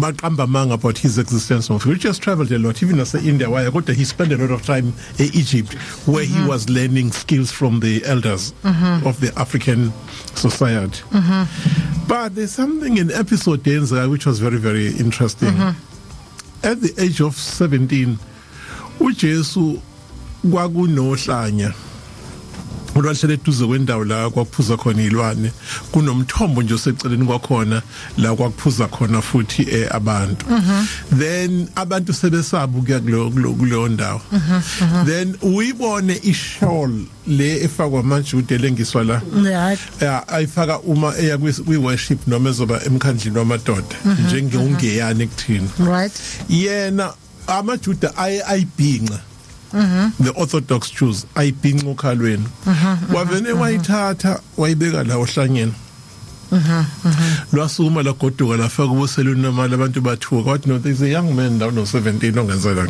that was one episode okay then the second episode abone a gentleman ethi ngiyabona usangibona yabo this gentleman kwakunama toll gate so kwakuhlala igebengi inkabi kuma toll gates isicharge abantu mebengena kuma city centers noma bengena kuma what you call farm areas then uJesu wanxusa ukuthi kubo ngoba banayo imali benomakhe betravela no Joseph his biological father anyway wacela ukuthi bangamkhokhisi wasethi uJesu yena engibonga kakhulu but one day kwala sohlangana khona ironically this is the dude wayelapha esiphambane noJesu lo amdedela lapha but those stories are not told uBuddha there are things that happened efani ngababa uShelembe ezenza eseswini sikanina where he tamed a snake esasoshaya umakhe cobra uye kuZoroaster no Zoroaster he saw a lot of things before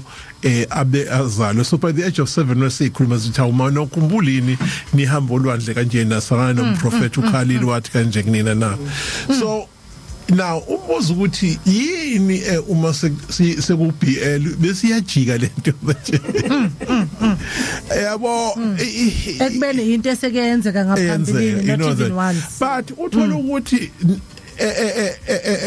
eSerbia kwakunomprofeti engabone female prophet wa predictor impika Putin wa predictor zonke nale attack yaseIsrael babene bakutshela uNostradamus but he was very prophetic kodwa should it be a black man then there's a problem so long a prophet sebiyaqala babona ama delusions but okungihlaba umxhwele in my research kwi theological space uma umuntu ekhuluma ngezulu elichaza spiritual basuke bayenze kube indawo.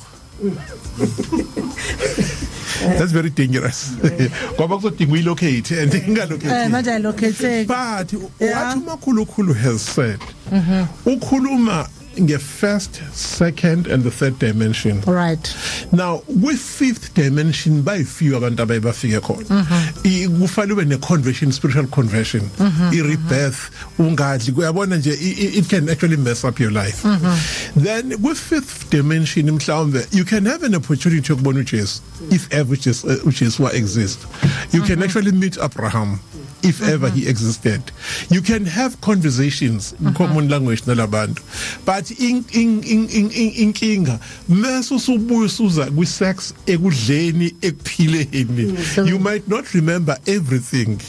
At the time of yes, that is why kubona aba prophetic wakuthiwa ba abstain kulezinto so that bezokhumbula indoda egcolisa siyihlazi nenhlamba iarrogant yawazi lo muke wadla yabo mulambile umuntu bekubheka emahlatshiwe amebehleli lapha lesalambile hey evezithobi insizwa kwayinduzi lekaphansi iqatha nje lilodwa lenyamthetho hayi yithi la yabo no kuyiqiniso lokho babutimbane amakholwa ngisho kuthiwa kholwaphi uma ngabe ekenze into ekuthiwa fasting okhuluma ngayo ayenze nje ikhona lento yokuconnecta kwama dimension. So ngifuna ukufakazela ke ukusho ukuthi ngizama ukuchazela abantu ngoba abantu bazosihlupha uma ethi esesesiswini wabona ukuthi kwangeke delusion leyo is because he was in a specific dimension where he could feel, experience and see these things.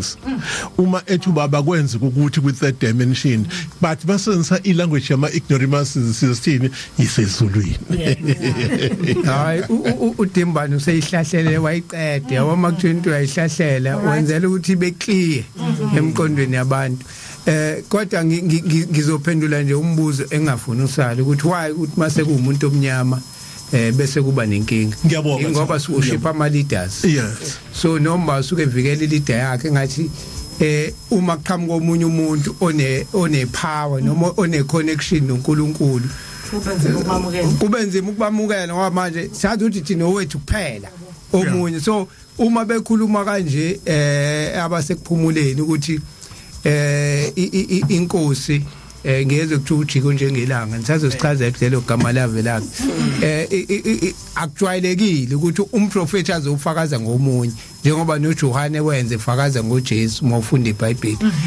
Ngicabanga ukuthi ke hayi ngemzuzwana esasela bayiqede manje isele mzuzwana nje e27 minutes esele impela ebekumele ukuthi iqedwe ibiseza kahle. Thank you so much Dimbane ngokuhlahlela lo ndawo ukuthi cha into esekenzeka abesahamba nakho uMakhulukhulu ungayithatha nazoke.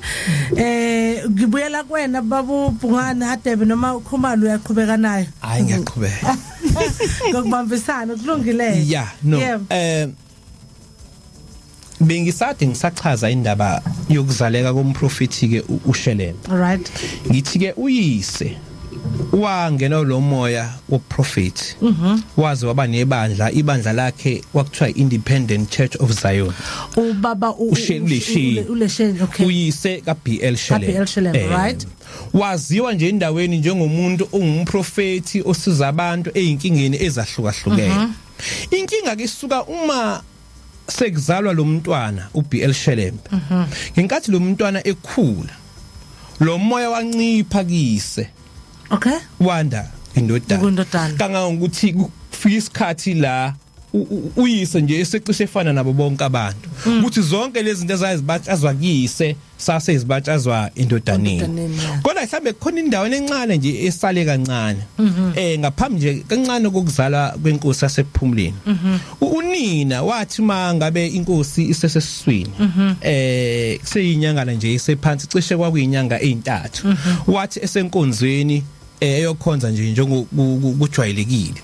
Uthi ke umkhokheli ebandleni lapho lakhe mayimisa inkonzo uthi ngibone umbono uthi ngibone ke kuvuleka izulu ngabona kwehla isihlalo ngathi mangibuza ukuthi lesihlalo isani kwathiwa isihlalo sobukhosi basezulwini uthi sehlile lesihlalo saze sohlala lapha phansi uthe masifika lapha phansi ngase ngibona sekuhlaliswa umntwana omncane kulesi sihlalo alright uthi ngabuza ukuthi lo mntwana lona uyisima kanjani kwathiwa lo mntwana iNkosi yasezulwini uthi ngathi iNkosi yasezulwini kanjani kwathiwa lo mntwana lo ulo mntwana osesiswini sika Amaliya Bhingu uthi ngithe mangabe ngisalandela lokho lo mntwana mayesehleze esihlalweni sakhe ngase ngibona abantu befake ingubo ezimhlophe bafika baguqa kuye bamkhonza lesi sibonakaliso noma lo mbono wenzeka ngalesi sikhathi indaba yobuNazaretha kulaba bantu iyayingakaziwe ingakazinzi noma uShembe wayeseneminyaka afika kodwa kwaba indaba nje enhle ikakhulukazi ngoba babengisiwe AmaNazaretha kodwa kwakhula uMabhengu enalo lelo lizwi lokuthi khona igama elake lakhulunywa ukuthi lo mntwana engimthwele uyiNkosi yasezulwini right ngiyajomba ke uthe iNkosi ke mayisikhulile cishe ineminyaka o12 abakuboke basebehamba kwakuyinkonzo zephasika waye umntwana ke wayethanda kakhulu ukukhonza ngoba wazalwa vele ekukholweni uyise umfundisi kuleli bandla lakubo lamaZiyoni yayizohamba ke inkonzo yephasika wayesefe ecela ke kunina njengoba wayengathanda ukuthi aphuthe esontweni uthi mama ngicela ukuthi njengoba niye enkonzweni yephasika nami ngicela ukuhamba nani uthi unina cha cela kubaba wakho uma ke ecela kuyise uyise wathi hayi akuyona indawo eyingane lapha sala ayike uma thiwa akasale ke waphatheka kabi wasidinda isililo kwasho ukuthi ke bayahamba ke bayamshiya ke uthe phakathi nobusuku ekhale njalo ekhalela ukuthi uyise umshile nonina bamshile baye esontweni wayesezwa izwi lithi lotha ukephi wathi iNkosi ngilapha wathi ukhalelani isililo sakho sahamba sasofika ezulwini ukhalelani uthi iNkosi ngikhalela ukuthi bengifisa ukuye enkonzweni ngacela kubaba wangqabela ithi ke izwi akusiyo ubaba wakho loya kodwa umuntu engamkhetha nje ukuthi wena uhlale uye ubaba wakho imina iNkosi yezulu mina umdali wezulu nomhlaba noma yini uyicelayo noma ungacela kubaba wakho kodwa mawusuyifuna ngempela bowucela kumina yeah wayesethi ke izwi ke njengoba ukhala ke ucelani uthi ke ngicela ukuye esontweni uthi hayi kulungile kasambi uthi ke base bengazathi sebeyahamba noNkulunkulu sebeya la okwakuthiwa kuyosonta khona uthi kodwa bahamba noNkulunkulu ngomoya mabefika kule ndawo amaZayoni ayihlanganele khona wayesethi uNkulunkulu lalela ke nje basingena la laba bantu abagcwele bonke la abakuboni uthi sangena noNkulunkulu safika sahlala emfantwini uthi uNkulunkulu ke ngifuna ulalelisa yonke inkulumo ezokukhulula esontweni ngoba kusasa uma bebuya abazali bakhe enkonzweni ngifuna ukuthi uyilande njengoba injalo nangempela ke uthi sangahlala ke emfantwini wathi ngahlala eintingweni zendlu kwakuyindlu nje eyifulelwe ngotshani uthi ke yaphathwa ke inkonzo ngendlela yaphatheka ngayo waze wafika la iphetha khona wayesethi uNkulunkulu ayikulungile sesingahamba wayese ebuyela ke kubo mayifika kubo ngakusasa mabefika abazali bakhe sebebuya inkonzweni usethi ke hayi ma ngiyajabula ukuthi nami bengikhona inkonzweni uthi uyise bukhona enkonzweni kanjani ngoba sikubonanga uthi impela bengikhona uyise ke kuthiwa wayebuya benolaka wasethi mina ngiyifundi ingane ebhidayo ithi ke iNkosi ubufakazi ukuthi bengikhona enkonzweni inkonzo ibiphethe umfundisi ubani uvule ngalincwadi washumayela wathi waqeda kwasuka umfundisi umfundisi bani naye wathi wayikhuluma yonke inkonzo yaze yophela wathuka uyise wathuka unina wathi inhloboni yengane le basi kodwa ngoba sinesiqiniseko ukuthi ubungekho enkonzweni so ngizama ukuchaza ukuthi uShelembe wakhula ke umuntu okulolo hlobo noma ke ukwenzeka kwezinto ezinye babengazemukeli ngisho egcekeni ngoba ngesikhathi njoba ngichaza ubaba wakho wayesenebandla aziwa edumile kodwa manje sekuloke qhamuka lengane naye lokuthi uNkulunkulu uthe Ngizoyifishanisa ke indaba. Ukhuleke kodwa ewumntwana ethanda ukukholwa kulokeke kufika uNkulunkulu ngezikhathi ezihlukene emfundisa izinto ezehlukahlukene. Uthe kodwa ekukhuleni kwakhe uthi ke uNkulunkulu ngicela ukuthi ungenzele izinto ezimbili. Okokuqala ngifuna usuke lapha kini uyofuna indawo ozongakhela khona kahle umuzi okuzoba umuzi kaNkulunkulu. Khona uzokwazi usontise ngendlela mina uNkulunkulu engifisa ukuthi usonte ngayo. Ngoba ngaleso sikhathi kwase kukhona ukuphambana kwembono ukuthi kwesinye isikhathi lapho ubaba wakhe athi umemezela into ethile aqhamuka ngondodana athi uNkulunkulu uthe kwaqala manje kwanalo umdonsosana uthi ke uNkulunkulu ke ngifuna ukuthi uphume la yini uyofuna indawo uyokwakha ke umuzi ozokwazi ukuthi uwenze lokhu engisuke ngikutshela kona. Okokuqala lokho. Okwesibili uthi uNkulunkulu wena kunomuntu lapha eThekwini okuthiwa uShembe. Ngifuna ukuthi uhambe uye kuShembe ngoba wena le ndlela osonta ngayo noma usontisa ngayo akuyona indlela yakho noma ngifisa ukuthi usontise ngayo kodwa ngifuna usontise ngendlela kaShembe. Lamazwi ke awazanga amukeleke kumprofeti nakuye umprofeti ngoba wayekuthanda ukukholwa kwaseZayoni ekhule ngako nje sukela ebuncaneni bakhe. Kodwa kwasho leli lizwi liyaqinisa impela. Uma ke esephuma ngalo nyaka kwaseke kunyaka ka1970. Right. Ngaleso sikhathi ekuphakameni kwase kuphethe iNkosi iLanga. iNkosi uJika Shelembe. Kunamazwi ke akhona la ngithi akukhasi 150 isihloko sithi uShembe umkhumbi waNoah. uShembe umqali wendlela yakhe wathi eseChesterville ngonyaka 1923 uthi uShembe utshela amaNazaretha uthi amaNazaretha ngicela nihlale nilinde ngoba kukhona umntwana wami uzofika la. Uthi umqali wendlela uthi ke umqali wendlela mayikhuluma uthi ke lo muntu ozofika uphathiswe izwe elilodwa uthi ningazofika ukukhuluma kodwa khona nje lilizwe elilodwa okuyilona engifisa ukuthi nilalelisise kahle. Ayike bahlala ke balinde bathe besalindile kwase kuqhamuka umuntu owayefake ivathu zaseZayoni babona ukuthi engathi umfundisi waseZayoni. Uma eqhamuka lo mfundisi uShembe wayesemqhwebe sembiza wathi njoba sihleli nje inkonzo ingaqalile silinde wena. Uma ifika ke lo muntu ababe ngamazi wafike ke lo mfundisi wamaZiyoni wasithi uShembe uyena amnika inkonzo. Thiba ke nangempela wafika umfundisi wayiphatha ke inkonzo ngendlela ayiphatha ngayo. Uthi kodwa ekugcineni uma eseqeda umfundisi uthi ngiqinisile ngithi uShembe ungumkhumbi kaNoah. Uthi umkhumbi ke wakhiwe kuphakameni. Alright. Uthi ke uShembe hayi kulungile ngiyabonga mntanami iNkosi kubusisa. Alright. Uma esehamba lo mfundisi usethi uShembe kumaNazaretha le nkulumo engicabanga ukuthi ibaluleke kakhulu.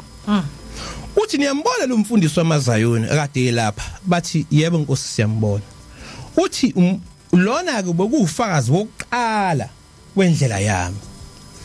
Uthi ke uShembe ilotshiwe le ndaba abalaleli ngesikhathi esifanele mhlambe bangayifuna bazoyithola indaba nje yaziwa eManazarethini.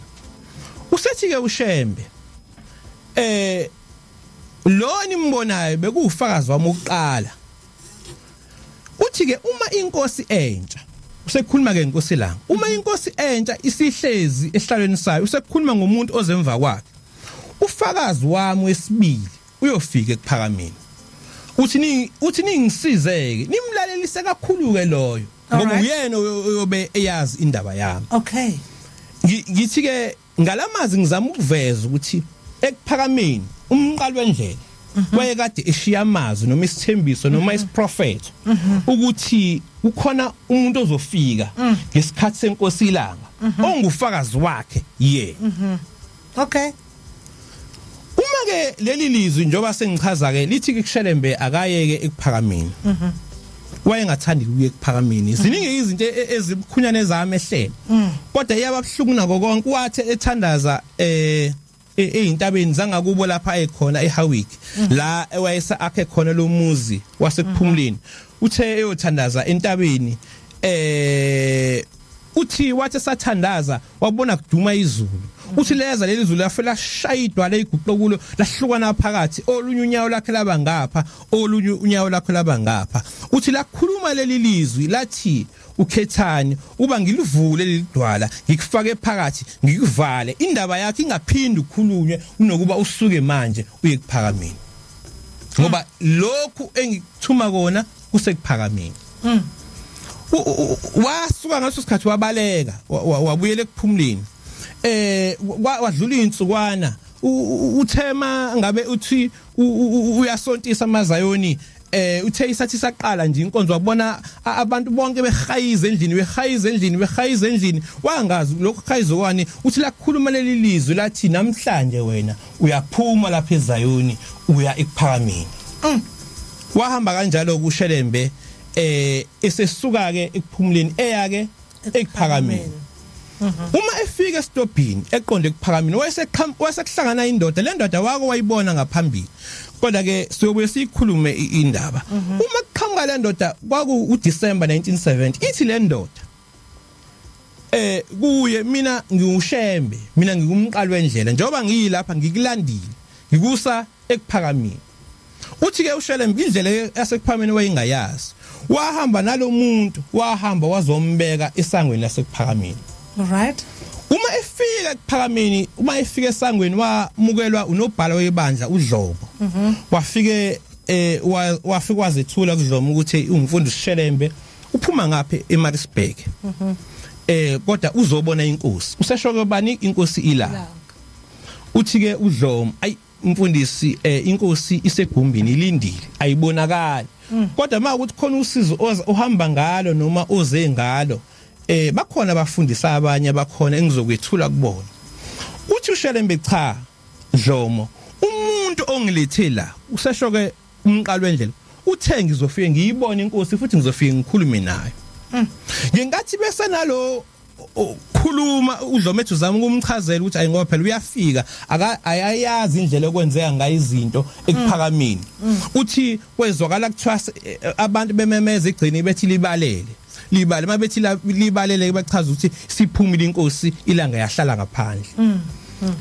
wayesebona uDlomethu hawu nayo iNkosi iphuma wayeseke emsondeza iNkosini yasekuphakameni la ngiyakhona amazwi okuqala uma uShembe iNkosi ilanga ibona uShelembe uthi hawu mongameli uShelembe usufikile kade ngikulindile ukulungela kobhabhadiso athi uShelembe athuke manje ngoba phela yena litheyizwa kaye ekuphakameni uyafika ekuphakameni isithi iNkosi yasekuphakameni bengikuvele ngikulindile ukulungela ukubhabhadiswa wathi uma kuukuthi iloko efanele kwenziwe ngikulungela esithi iNkosi ake nimthathe uShelembe ayobhabhadiswa alright wafika kanjalo ke ekuphakameni uma ke ebuya esebuya kobhabhadiswa iNkosi sibiza uDlomo uShelembe wafika likhuluma kudaba ukuthi ngilapha ngoba kunezwi elilokuthi mina angize lapha ekuphakameni elingengize lapha ekuphakameni angize lapha ekuphakameni ithi iNkosi yasekuphakameni ngoba wayifake imjiva eyifakile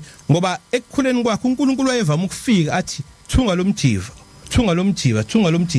uma bafika ke ekuphakameni wayifaka umjiva obovu iNkosi ke yasekuphakameni uma isimemukela uShelembe yafika yamgunyaza uthi wena uzoba umfundisi wasekuphakameni kodwa imjiva athi uNkulunkulu uyimbathe ngendlela nje uNkulunkulu asuke ekutshele ngayo ungaphazamiseki indawo futhi wena uNkulunkulu vele uyakhuluma kuwe noma ngabe ulapha uNkulunkulu uyakuzwa useyaphenduka kuShembe uthi wedlomo uyamazi lo muntu ofike lapha ekuphakameni namhlanje na uthi uDlomo hayi uthe umfundisi Shelembe uphuma eMaritzburg ithi iNkosi yasekuphakameni akusiyo uShelembe lo ezulwini thina sithi umlungisi ngoba uthunywe uNkulunkulu ubazolungisa lapha ekuphakameni nize nimphathe kahle kusho ubabilanga iNkosi yasekuphakameni okay wafika kanjalo kuShelembe usuku nje lokuqala efikile wafika kanjalo ke wakhetha iNkosi wenza nje konke wasiyaqala ke esekholwa ke ekuphakameni uma sekholwa ekuphakameni unenkinga ke ngoba uNkulunkulu wayeloko ekukhuluma enza izinto ezizimanga ngesinye isikhathi wafika uShelembe abagcotshwa behleziwe nje behlezile kuyixoxelwa nje nenye inhlalisuthi usethi uShelembe lensimbi le eshawa ekuphakameni niyayazi ukuthi iyani ay ihlangana inkulumo ukuthola ukuthi kodwa alikho igama eliphuma elicacile usethi uShelembe utshela abafundisi abadala abanye babe yinzalo yobuNazaretha uthi lalelani uyayibona insimbi leshawa ekuphakameni leni yenizwe ishawa bathi yebo bathi umuntu nomuntu wasekuphakameni unengelosi yakhe ehlala egumbini ekuphakameni isuke lensimbi ikhipha ingelosi ukuthi zihambe ziye emakhaya ngezikhathi zomkhuleko ngakusasa futhi ziphinde mesishawe ekseni ziphinde zibuye uthi kodwa uma ingelosi yakho yafika ekhaya ungahleli ngomthetho wasekuphakameni ifika ingcolo ingasakwazi ukubuyela ekuphakameni uthi ke uShelembe ingakho kwesinye isikhathi umuntu ahamba athi uyobika into uShembe abona into zakhe ngathi akayilungi kanti inkinga yakhe unengelosi yasekuphakameni engasakwazi ukuthi isondele ekuphakameni ngenxa yezinto asuka esezenziwe bathuka ke abafundisi bathi ayi ngoba wena uphenduka izolo utshela thina esikade safika lento yokukhulumayo uyithathapi ukuthi uShelembe hayi ngoba lento siyayazi yaqala umqalo wendlela wena ngoba manje ufika izolo uyithathapi uthi uShelembe hayi ngenkathi iqala nje kuba khona insimbi ekuphakameni mina ngangikhona alright ayi bathutha into eyenzeka kanjani ngoba ngaloyo minyaka wayengakazalwa ngoba iNkosi yaseKuphumuleni izale ngomhla ka6 December 1944 umqalo wendlela uhamba emhlabeni ngo1935 kodwa uthi uShelembe ngenkathi uShembe umqalo wendlela ebeka insimbi yasekuphakameni uthi mina ngangivele segikhona ayi bathi uyazi kanjani uthi ayikho into engingayazi yalapha ekuphakameni ngoba mina njengoba ngilapha ngithunywe uNkulunkulu ngizoba ufakazi kaShembe uthi uyabuza ukuthi ufakazi oqinisileyo ecaleni umuntu onjani bathi ke umuntu osuke ekhuluma ngento owayekhona kuyo uthi impela kunjalo ngithi mina ngufakazi ngoba ngenkathi uShembe ezothunywa emhlabeni uNkulunkulu wangibiza wathi nawe Shelembe wozulalela ngoba ngesikhathi esifanele uyokwehla uzoba ufakazi wakho uShelembe ke iminingi ke imisebenzi ayenza angizi ukungena kakhulu emsebenzini afika yenza emzini wasekuphakameni right kodwa kwahamba ekhona ekuphakameni nje ekhonza ngendlela ayekhonza ngayo njengabantu basekuphakameni wase kufika isikhathi esasilikhuni kakhulu ke lesi ekekukhulunywe ngaso okwakhothama ngaso iNkosi yasekuphakameni ilanga lamalanga right iyona ke indaba engifisa ukuyithinta kancane yes uma ke kusakhulunywa ukuthi kuzokwenzeka kanjani iNkosi izofihlwa uShelembe ehlezi esekuphumuleni uShelembe useyathumela uthi njengoba iNkosi yasekuphakameni ihambile isikhathi sokuthi ihambe emhlabeni besingakashayi okay uthi uNkulunkulu mase nisuke manje niye emakhazeni la khona isidumbu seNkosi nizosifica isidumbu seNkosi sisashisa yize sisemakhazeni uma niye nabuthola ubufakazi balokho anongibiza ngifike ekuphakameni ngaleso sikhathi ke kwenziwa amalungiselelo ubaba inyanga yezulu iNkosi AK Shelembe wayekhona so indaba yafika kuye nakuyo bonke abasegcekeni sakhishwa isigijimi saya lapha iNkosi umzimba wakhona owawugcineke khona uma befika ababethunyiwe bathi siphuma khona Nkosi sifike isidumbu seNkosi yasekuphakameni ilanga sishisa yize sisemakhazeni usithi ke inyanga yezulu akalandwe lo mfundisi uma ifike ekuphakameni usethi ke uShelembe iNkosi izinsuku zayo bezingakafiki kodwa ngenxa yemkhuba eniyenzayo lapha ekuphakameni right ingelosi zazizakhetha ukuthi hayi ake simgudluze umuntu wethu okay ithi ke kodwa uthi uNkulunkulu uma ngase nivume ngisithathe lesi sidumbu sihambe siyolwandle ngiyofika ngisicwilise kasithupha o7 inkosi yaseKuphakameni izovuka ibuye iqhubeka iwenza wonke lo msebenzi kulofakazi kaApkhipha ke kodwa ngizozama ukuthi ngiyifishanise inkulumo wayesethi nizobola kanje uma nikubonile lokho engikushilo ngizobuya kusasa sesiyokwenza lo msebenzi okay nangempela ke babonakala lobufakazi wabizwa ke maye esebiziwe kwase kusuka umsindo esefikile egcikini right bathi abantu hayi yebo siyayazi umsebenzi kaShelembe efikile wenza umsebenzi engijwayelekile futhi sezwe kuthiwa kunenkosazana yakaNtuli eyayisifile wayivusa ngosuku lesithathu khona lapha eNazaretha okay so asingabazi ukuthi ngenzeka abe namandla okuvusa ofileyo kodwa umbuzo ukuthi angakwazi ukuvusa uShelembe umbuzo omkhulu lo owesibili uthi uma ngempela uShelembe engase amthathe uShelembe amcilise ngendlela asho ngayo mase yavuka aphile uShelembe uzoba yini lapha eKuphakameni uma kunomuntu nje okukhulunywa igama ukuthi uShelembe ukhona nje ukhona ngoba kwavusa uShelembe right akwase kuthatha isinqumo ukuthi cha hayi ilungile inkosi ifile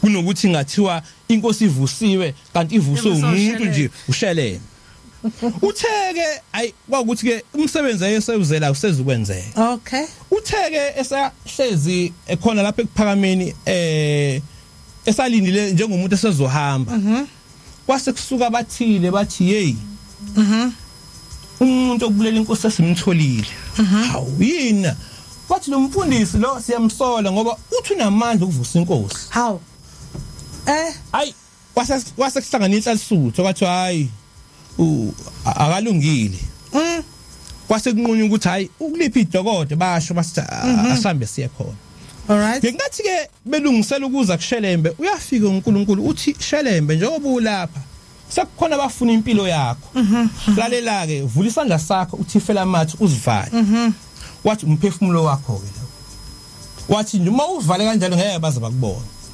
bahamba ke baze bafike edodweni ababasili noShelembe bafica nje umuntu ababengamazi kanti uShelembe babemazi bafike babuza umunanga lo mfundisi waseMaritzburg uthi kuShelembe ayi ngathi uphume washona ngapha ngenhla ngathi bejika beshona ngenhla wayiphuma kuShelembe esebheke emotweni esephuma esehamba uma eseyofika emotweni sekufika inkosi sekuqhamuka inkosi inyanga yezulu yayingakagcotshwa ngaso sikhathi iAK Shelembe uqhamuka ngejubane ke ngoba usezwile ukuthi kunomoya okhona egcekeni ukuthi hayi lo mfundisi lo ayengathi kukhona azana uthi ngizwile ukuthi khona abakufunayo ngicela umfundisi uhambe ngikhuluma nje inkosi ihambile theka hamba inkosi nomshumayeli uNduli naye uhambile khona la eKuphakameni angifuni futhi kuphinde kube nesinye isidumbu lapha eKuphakameni ukuhamba kwakhe kokuqala ke wahamba kanjalo eKuphakameni ebuyela ekuphumuleni uqambi kuyaqhutsheka sekwenziwa zonke nje izinto ezasibondane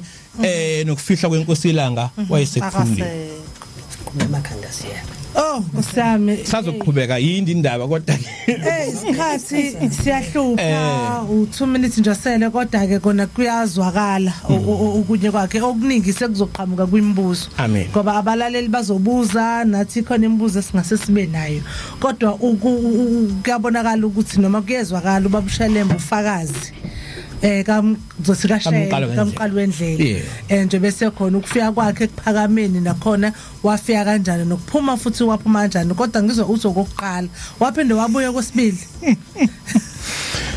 kusho ukuthi mayise esehlezi ke eKuphakameni yafihlwa inkosi Langa kwaphakanyiswa ke ubaba inyanga yezulu ukuthi akabambe umsebenzi ungakatholakali igama lokuthi inkosi ishiye ikhetheba kulezo insuku ke inyanga yezulu yababela ukuthi ibonane naye yanquma ukuthi mangenzeka nje ngoApril ihambe iye kuphumuleni ngoba ya ukuthi kwaunhlobo nomuntu zonke izinto akade lokho ezisho zenzekile ngiyafisa ukuhlangana naye siye sihlale phansi nje sixoxe indaba kaShelembe uma inkosi sihlela kanjalo abafundisi bayilwisa inkosi bathi ungahamba emzini womuntu tu uShelembe ongcono mbizele uShelembe lapha eMaritzburg ethempelini enhlanhleni la uzofikela khona okay okungcono ukukhona ukuthi ufikele lapha uma ke esefika lapho uShelembe ke ngobizwa ke iNkosi inyanga yezulu iNkosi inyanga yezulu yamemezela ebandleni ithi ngiyazi ukuthi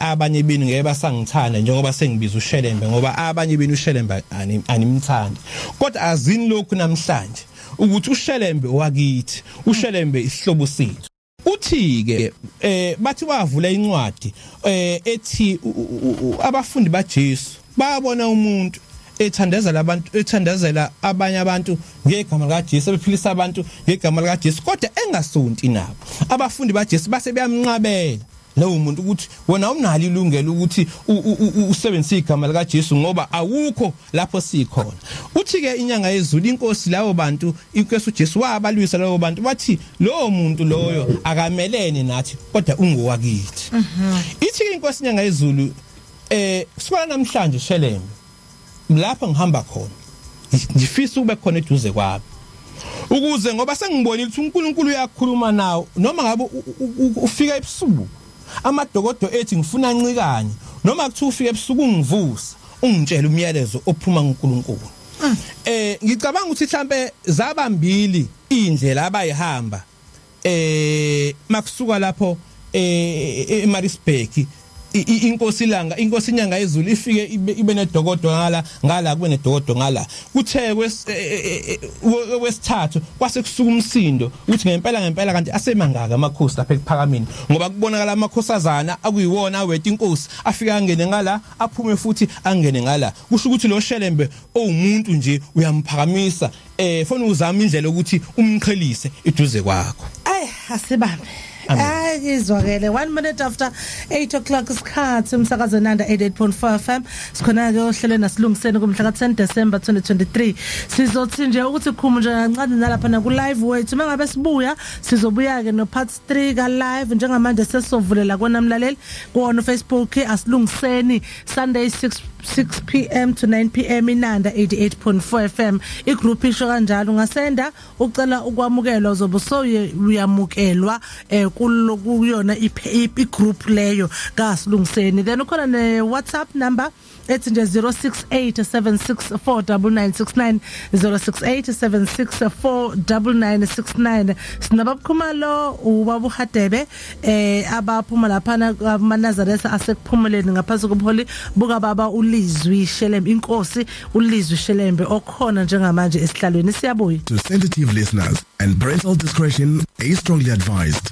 Sesibuyile emsakazweni Nanda 88.5 FM isikhathi 9 minutes after 8 o'clock ntambama nomebusuku umhla ka 10 December 2023 uhlela silungiseni hlela no Queen Rejoice sinaye uThabo Sambotho Nhlanhla sonkina mfowethu bese fena sebekhona ubavunda benhle wakwa Myeza izambeli zethu khona ubaba Hadebe khona ubaba uKhumalo baphuma lapha ke eManazaretha aseKuphumuleni ngaphansi womHoli kubuka baba ulizwi Shelembe Thabo Sambothi ke ngiyayimpintsha sengiyimpintshile esihlalweni sika Queen Rejoice hayi siyabonga hayi uza na impela umntungu kodwa ke ngokuthi nami ke khona imlandwa engibuye ngiyazi khona la engicela ukubuza khona ungaka ngoba ngiyakubona uhamba nayo ukhuluma ngokuphuma kwenkosi uJika iNkosi uShelembe ekuphakameni kwakuse umfundisi Shelembe ke ngaleso sikhathi uphuma ngamfundisi uShelembe ekuphakameni but masizwa ngalesa sikhathi ikhamba iNkosi Langa ngo76 njengoba uke washo athi kwakade kubula umshumayela uNduni masiphinde sihogele futhi siyathi cha abafundisi nje kwakunenkinga nje ukuthi babeshawa khona abafundisi ababeshawa nje angazi kwasekwenze njani kodwa abafundisi nje kokhona into ukuthi babevukelwa ngaleso sikhathi beshawa ongangokuthi omunye wabo umfundisi uMadlala ngiyakhumbula umfundisi umhlongo kwayichaza nala exoxa kwakuyisikhumbuzo na kukula lento zesikhumbuzo ngonyaka odlule abake babuke nawo ama DVD kasikhumbule ekuphakameni ethi yes umfundisi uMadlala impela wagibela uPark staff ibhaska Park ebaleka ekuphakameni eshawa kodwa la ngiyakhona ukuthi kukhona into efika ingidide ukuthi umfundisi Madlala wathi mayibaleke ekuphakameni waseyohlala emzini waseKuphumuleni eMaritzburg ikwemkhulu leBandla lelaseKuphumuleni manje ngingakabuze eminye imibuzo nje ngifuna lo ngoba usuku 76 ukuthi yini le eyenza umfundisi uMadlala mhlambe mani nolwazi athi mayiphuma ekuphakameni bese eyohlala emzini waseKuphumuleni yini le wayazini ngokuphumula umfundisi uMadlala hayi sibonga baba Sambuthi cha indaba nje esalile kancane ngonyaka 1974 iNkosi yaseKuphakameni iLanga esaphila ikhiphe umfundisi Madlala neBandla lasePhakameni alright uthi wena Madlala hamba uye eKuphumuleni kuShelembe uyogcoba uphelelise umuzi waseKuphumuleni njengomuzi waseKuphakameni ufike eKuphumuleni abantu abaphendule uShelembe ufike ubabhabhadisa okay so ukuhlangana okokuqala ucacile umfundisi uMadlala uyena wayethunyiwe iNkosi yaseKuphakameni ilanga uze ayophelelisa umuzi waseKuphakameni abhabhadise nabantu khona okay kuloko kodwa ukubuzayo njengoba ngiye ngachaza ukuthi ngo76 sasikhala impela isibhaqo ekuphakameni kubefundisi nakwabanye njengoba sengachaza ukuthi ngazo lezo insuku kwabula uMpumelelo Nduli naye ke uba Madlala wayithola esejaheke ekuphakameni ngalezo insuku wabaleka ke wayobhaca ekuphumuleni ngokwamazwi ke iNkosi ekade wakhulumile kuye nokuthi uShelembe ubani bafika kanjalo ke ekuphumuleni noma futhi esehamba ekuphumuleni ngoba ugcine esesebuhleni uhamba ngezi nesibusiso sika Shelembe okay mhlawumbe ke ngokuhamba kwesikhathi sokuchaza lokho okay kodwa ke mhlambe noma nje mangithi nje gamfu right ngemuva kokuhlukana kweBandla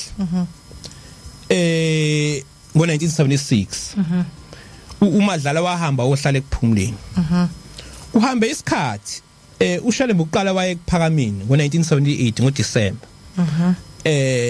wahlangana ebizwe iNkosi uLonda noma iNkosi uPhasha Shembe angizwe ukukhuluma ke le ndaba ngoba ngiqonda ukukhuluma indaba kaMadlala kodwa ngo1980 uShelembe uhambile wayebuhleni babe khona uMadlala ngoba baba abantu basekuphumuleni nabanye nje ababe khona ekuphumuleni uthi ke fisa ukuhlangana neNkosi inyanga yezulu bafike bamvimba abafundisi bathi wena uthatha abantu bakaShembe wahlala nabo ekuphumuleni ithe iNkosi inyanga yezulu balethe bonke abantu bakaShembe uhlale wena lapha ekuphumuleni emva kweminyaka u5 ubuye uzongena esontweni basho kuMadlala basho ke uShelembe okay ufika no Madlala kephi ebuhleni bese kusebuhleni ngaso sikhathi uShelembe ke wabakhulula ke obaMadlala nabanye ababekhonze ekuphumuleni wathi hayi abakulungile baqhubeke bakhonze ebuhleni emva kweminyakeni o5 uma uShelembe sebuya njengenkulumo yabafundisi usehlangana ke neNkosi inyanga yezulu ithi inyanga yezulu mina angikaze ngithi buye emva kweminyaka o5 ukuthi into yakhona abafundisi la iphakameni noma la ebuhleni abakufuni wena Shelembe kanti mina sengibonile ukuthi wena unomoya kaShembe sengibonile ukuthi wena ukhuluma noNkulunkulu kaShembe enza kanjena ke Shelembe letha amadoda amabili kimi owathembayo ngiwagcoba wakhipha ibhokisi wakhipha amathikithi okubhabhadisa amathikithi obulunga wathi letha laba amadoda amabili ngiwagcobe baba abafundisi bakho uhambe uyoqhubha kahle umsebenzi ekuphumuleni ngoba lapha ebuhleni abantu bakhona bakufuna impilo yakhe izoba sengcupheni okay bengithinta kodwa indaba kababa Madlala ukuthi ubaba Madlala ke uhambe ngama 80s ngesethembisa ukuthi vele noShelembe uzobalandela kodwa mase fika ngo85 ithi inyanga yezulu Shelembe abakufuni labantu kodwa ke mina ngiyakuthanda ngiyakubusisa na umsebenzi letha amadoda ngithi kwalethwa ubaba umbatha ngazi noma ubaba umbeje indlu wesibili abafike bagcotshwe ebuhlini base uyaqhubeka ngomsebenzi kona ziningi into eseyijombekile kodwa bengithi nje angithinte leyo ndaba akadibuziwe kuba ukuthi ke kusona lapho kumuzwa sekuphumuleni ubase uzimela wodwa ke yeah wawusuvela uwimele kodwa ke kwase nje kuyistem nakhona uthole isibusiso sokugcina from